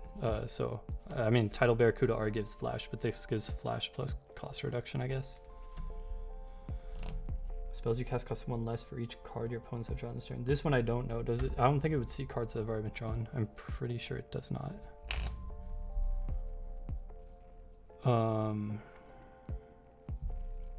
Oh, is that the backside? Yeah.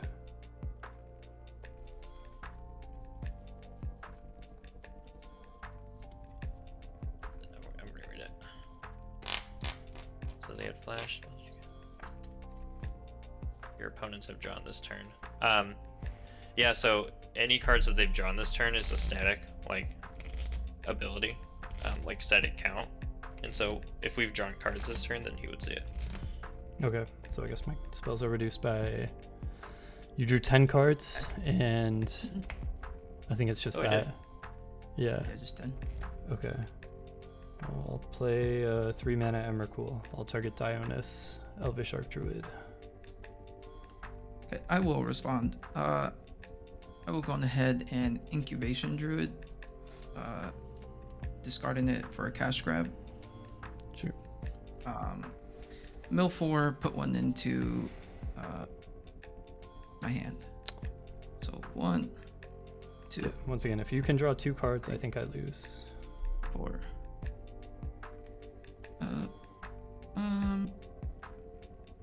We will do. I think there is a world I can live. If I cast a wheel, there's a bunch of triggers on the stack, so I could do stuff under the triggers, right? And gain life. Yeah, Okay. that's right. There's like maybe a slim world I live in, but Because the wheel, you'd have to draw all 7 yeah. to before This. they hit. Okay. Cool. It'll resolve. Okay. The cast trigger, and then the ET. Well, yeah, the cast trigger is the only thing that matters. Yeah, I'm targeting you with cast trigger. Okay, then yeah, I guess I have people can respond to Emrakul still, but if not, yeah, I just have a giant flame pillar, but I'm still 1 life. Doesn't really change that. That responds.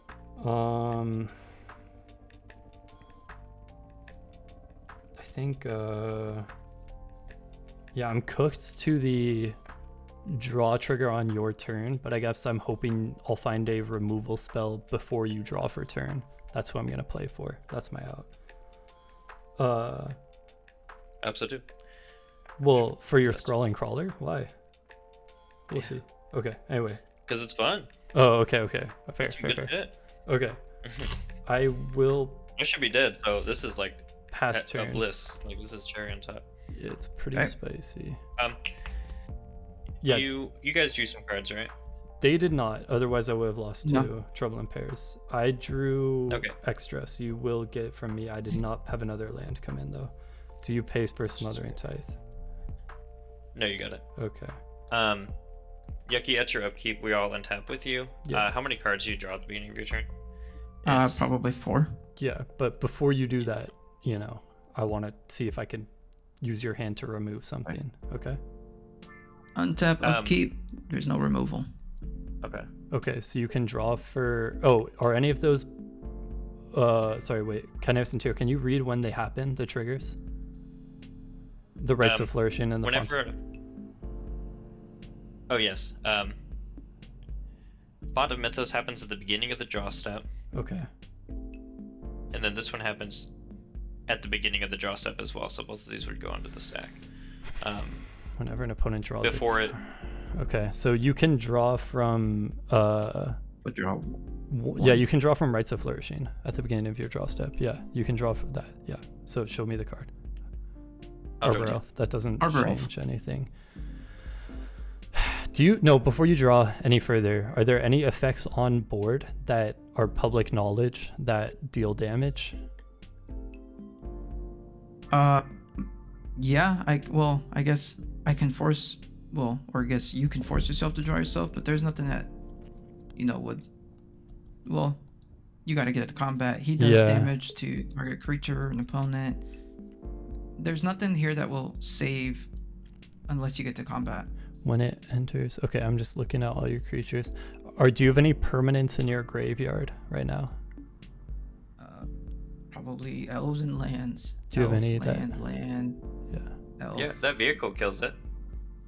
What vehicle? If you just swing out with the flagship. No, I can't. I have to do this before he draws further. Do you have anything that, destroys a artifact on a creature ETB in your graveyard? No?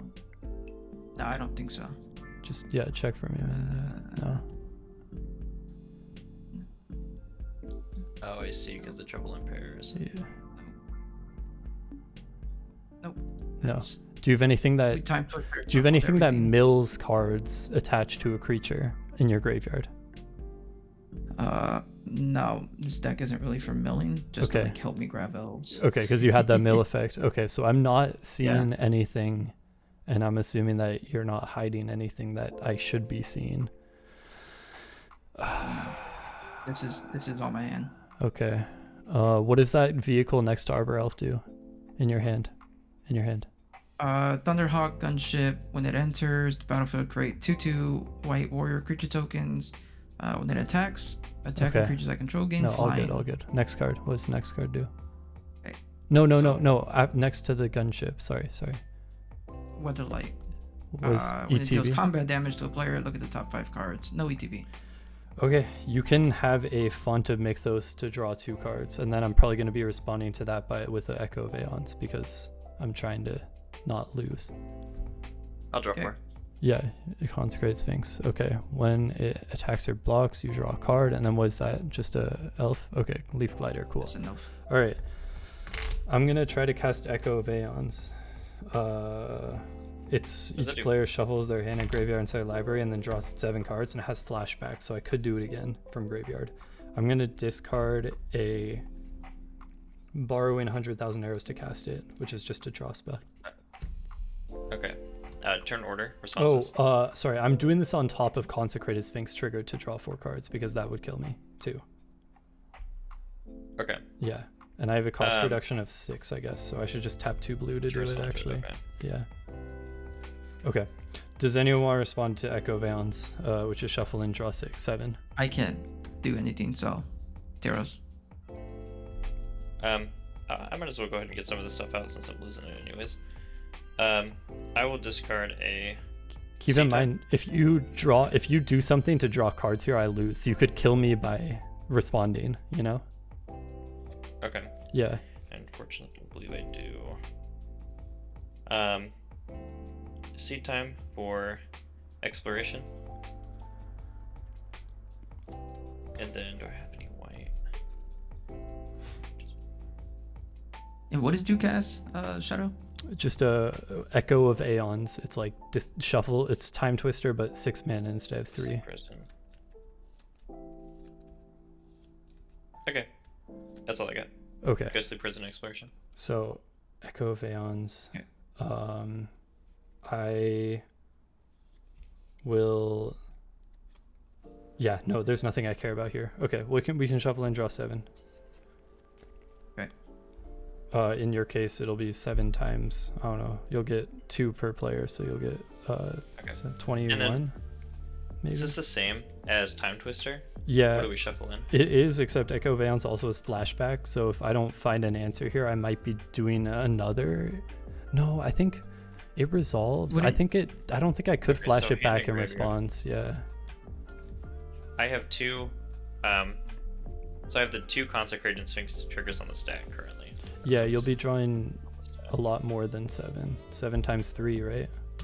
No. And then Yucky still hasn't drawn his card for turn as well. Yeah. So that's what we have Well, coming in. they've drawn 3. They'll still get 1 more draw. Their actual draw for turn. Yeah. Yeah.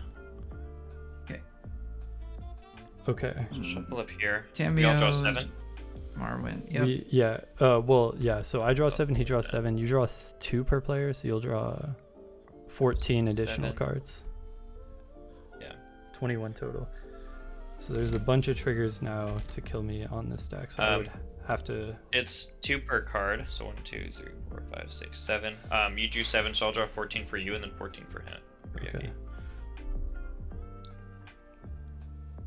Well, I guess, yeah, how would it have worked? I don't know. It would have been like there's a draw trigger, and there's a draw trigger, and there's draw, whatever. Oh, it's so complicated.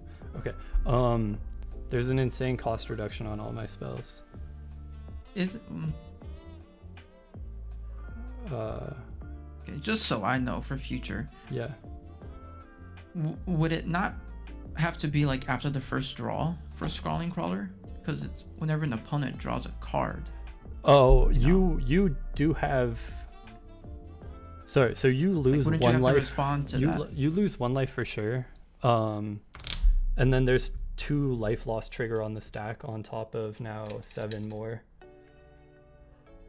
I'm responding. So okay. You drew the Yeah. Rites of Flourishing card. Yeah. That would not trigger Trouble in Yep. Pairs. Trouble in Pairs triggers when anyone does a second thing of something. So then the Font of Mythos trigger happens. If you would draw 2 cards, there's a life loss trigger on the stack. Okay. On top of that trigger is when I'm casting the Echo of Aeons. Okay, Because I have to do it then because it's on top of a thing that would kill me. And then now there's another thing on top of that has to kill me. So I have to gain back the life needed to not lose or try to win myself at this point. That's Mhm. that's what's happening. So we have our new hand. I guess I would see your hand too.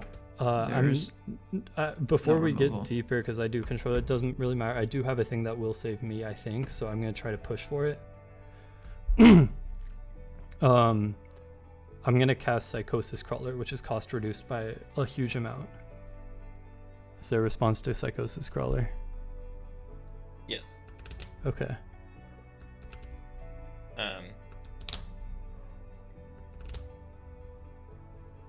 I guess slight misplay, but it's fine. Sorry, I'm just kind of looking up a hand. Yeah. There's a lot of cards in. Also, how many? I don't know. I guess I would have like 21 treasures from you or something. No, I don't. I think that's on the stack too, because Yeah, I was gonna say. Yeah. if we're yeah, making tides, then we're taking damage. yeah. That's a good point. Yeah.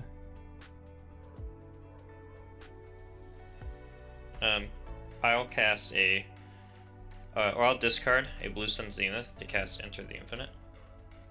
Is that like draw your deck, right? Yeah, draws my deck. That's a card on top.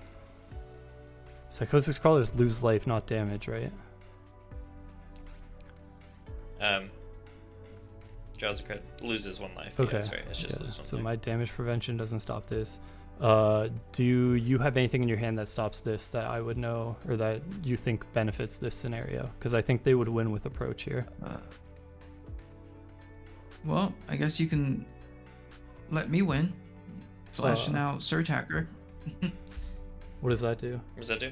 Actually, no, it won't let me win. Actually, this might do something. Enters the battlefield, it deals damage equal to twice the number of vehicles you control to target creature or planeswalker. There's still one might damage do triggers on the stack, so I still lose to the damage. But I guess it would prevent further life loss from drawing cards. So yeah, I'll do that. Yeah, you can do that to try to kill the Scrawling Crawler. Okay, so 1, 2, 3, 4. You would need to tap so mana. 8 damage to. Yeah, Huh? you can just tap however tap. you want. Yeah, okay, cool. Yeah, it's 4. Okay. So 8, I guess, to Crawler on the Okay. stack. Um, Or I guess result. cast. Oh, Okay. Okay, cool. Crawler down. Okay. There's still an Enter the Okay, just Infinite on on the stack. top of everything, and then I would take 7, and then I would take 2. I'm gonna cast Oral Procession using a green and a blue. This is you haven't been using your lands that deal damage to you, right, KNT? Your starting town? that's right. Okay, cool. Oral Procession is just return a card from your graveyard to your hand. I'll try to return Echo Valence to my hand. Okay. Okay. I'll try to cast Echo Valence. Discarding a... No, I don't have a blue card. Just using 2 blue. Okay. So a response to that. I'll discard the Mystic Remora Yeah. to Arcane Denial that. Okay. You cast... Okay, yeah. Second. No. Okay. Arcane Denial is good. Okay. I am trying to win with this. Yeah, Disclosure. yeah. I'll play a Praetor's Council, discarding a Tangle to return all the cards from my graveyard to my hand and have no max hand size. Okay. I actually have a response for that. How many cards are in your graveyard? 3. Is it just the 2? Oral Procession, Echo Valence, and now a Tangle's in my graveyard too. Psychosis Crawler's not in play yet, by the way. Just, yeah. But I understand that you're trying to win, yeah. Does that resolve? Mm-hmm. Yeah. it Okay. is. I will try to cast the Echo Valence. Discarding nothing, paying 2 blue. Okay.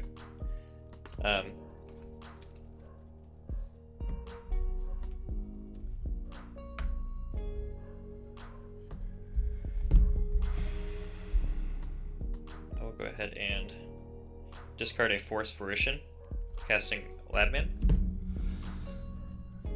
I see. Uh, Okay. If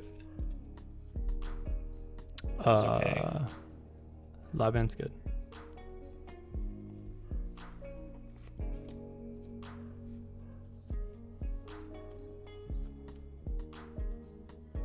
No, Echo Bound's good? That's gonna make us like shuffle up our hand, right? Yeah. I'm desperately digging here, man. Yeah. I'll discard a Supreme Verdict, and Insidious will that. Okay. It's in graveyard. I will cast the Oral Procession again, discarding the Tangle to get back the Echo Valence to my hand. I will cast the Echo Valence for 2 blue.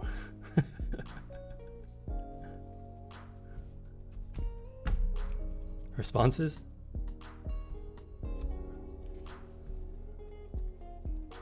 It's up to Bro Jake.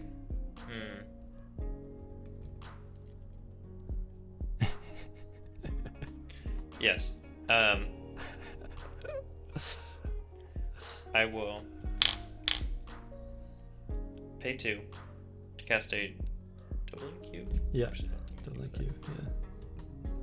Wait, 2. I think it's 4 mana. No, it's 2. You're right. Yeah, my bad. Yeah, it's 2. Okay. 1, 2. I should be 3. taking you off flash speed. Assault Monolith. I just realized that. In response to Assault Monolith, do you have another creature in your hand that kills something, Dionos? No. Okay. Yeah, I just realized this whole time. Do you have a thing, and you don't have anything that like bounces a creature to hand, like a Wirewood Symbiote or something like that, or? No. Okay. No fight spell, nothing. Okay, cool. Yeah, I was like, I should be taking you off your own Tidal Barracuda. I've been enabling you. That was kind of silly. Okay, cool. Yeah, but Salt's good. I appreciate it. Yeah. Okay. I will discard a Seed Time. Yeah. Casting a Nyx Bloom Agent. Yeah, sounds good. It's infinite colorless, right? That's right. Okay. You have infinite colorless. What does that add to the equation? And you don't have anything to stop this. No, you don't have anything to stop this.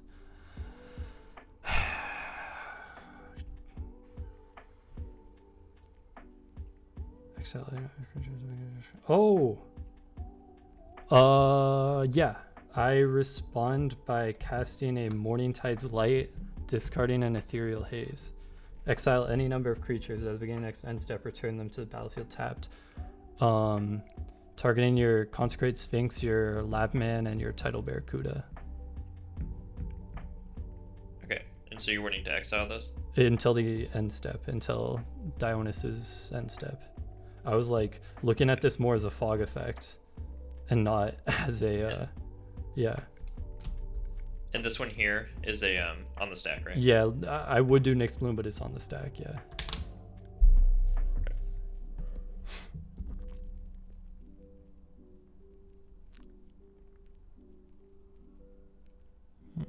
So I have 7, 8, 7. I think I have 2 more damage. Somehow gain back 9 life, 11 life. Yikes. Luckily, I don't think we need infinite. Yay. I think we can just do it.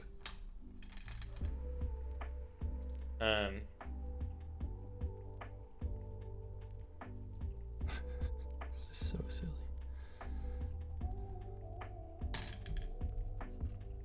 Okay, so how much mana do I have right here? 1, 2, 3.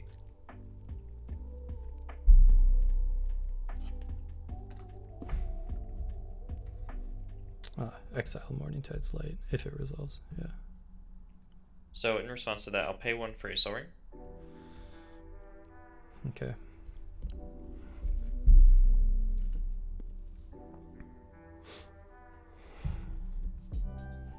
Yeah, like I have a land in hand, so you got an open runway. Okay. Oh no! In response to Soul Ring, I might actually have something here. How many cards can you draw, Dionys? You said that like enchantment you have lets you draw cards, right? Yeah. How many can you draw with it? 2, 4. No. 1, 2, 3, 4. You can draw 4 cards and tap in the way you need to do that. Okay. down to 1. So 1, 2, 3. What is the one next to the? Yeah, what is that? When it deals combat damage to a player, put the top 2 cards of that player's library onto the battlefield face down. Okay, nothing. All right, yeah, you're good to play your Soul Ring. Yeah. Okay. I'll tap 3 here for a mana fire.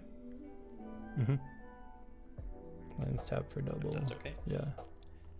We'll do 1, 2, 3, 4, 5, 6, 7, 8, 9, 10, 11, 12, 13, 14, 15.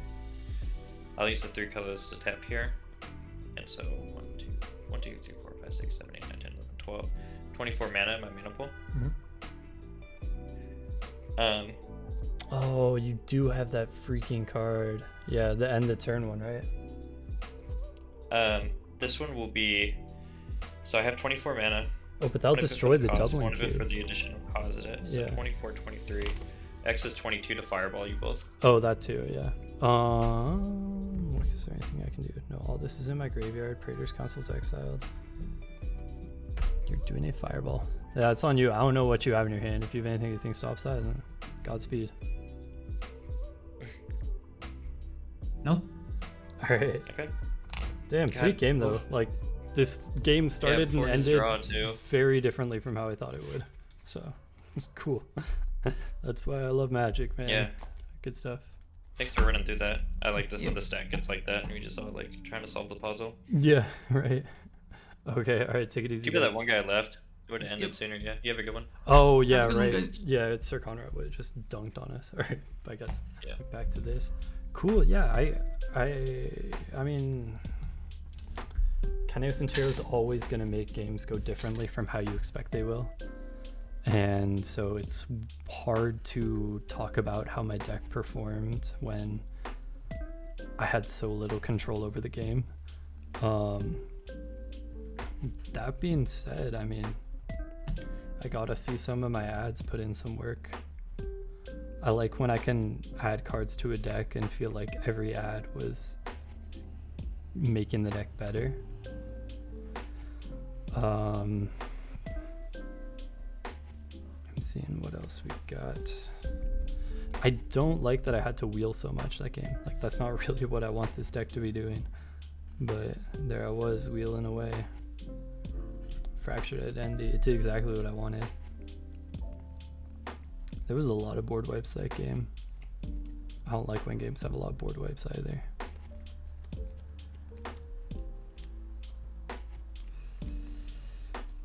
But yeah, this is a sweet deck. I like the way it plays. I wish it didn't really do like my commander. I guess I threatened to goad, but then he just board wiped, right? Because I had the Canker Bloom and I proliferated the Elf Dex board, and I would have had a sweet attack with that, but then the board wipe happened. I didn't really even need Flash because of the Tidal Barracuda, so Heliod didn't do too much. Oral Procession let me kind of loop that play with the Echo Valence, so that was kind of nice. Fractured Identity, getting the Priest of Titania, and then Morningtide Light having that effect to remove a creature from play. That was a problem. That's so cool. I didn't even think about that. I don't know how good this card is because I put the Vow counter on it, so I don't know if putting the counter on gives. I don't think it gives it trample. I think it just comes in with that counter, so it's not really like that synergistic for Kros. I mean, Emrakul did some heavy lifting this game. But no, I think these were some good ads. I think the deck is pretty cool. I guess you can see what I mean by like some of these cards with like tap effects in the mid to late game just don't really hang well with the rest of the like tempo. Like Socrates, like if he misses his window, what is he doing for me? But yeah, I like when I can kind of like tell you how I think a game will go, and then the game kind of goes that way. And I think if we look back at the cuts I made, you'll see that they were all justified, right? This one might have drawn me some or gotten me some treasure, but it would have been tapped. I don't think Swift Reconfiguration would have really done anything. Proliferating would have helped. Proliferating would have helped. Yeah, I mean, it was a weird game because there was so many board wipes. So, like, that doesn't really do much for me. Don't move. I mean, don't move would have actually done stuff for me. I might put don't move back in.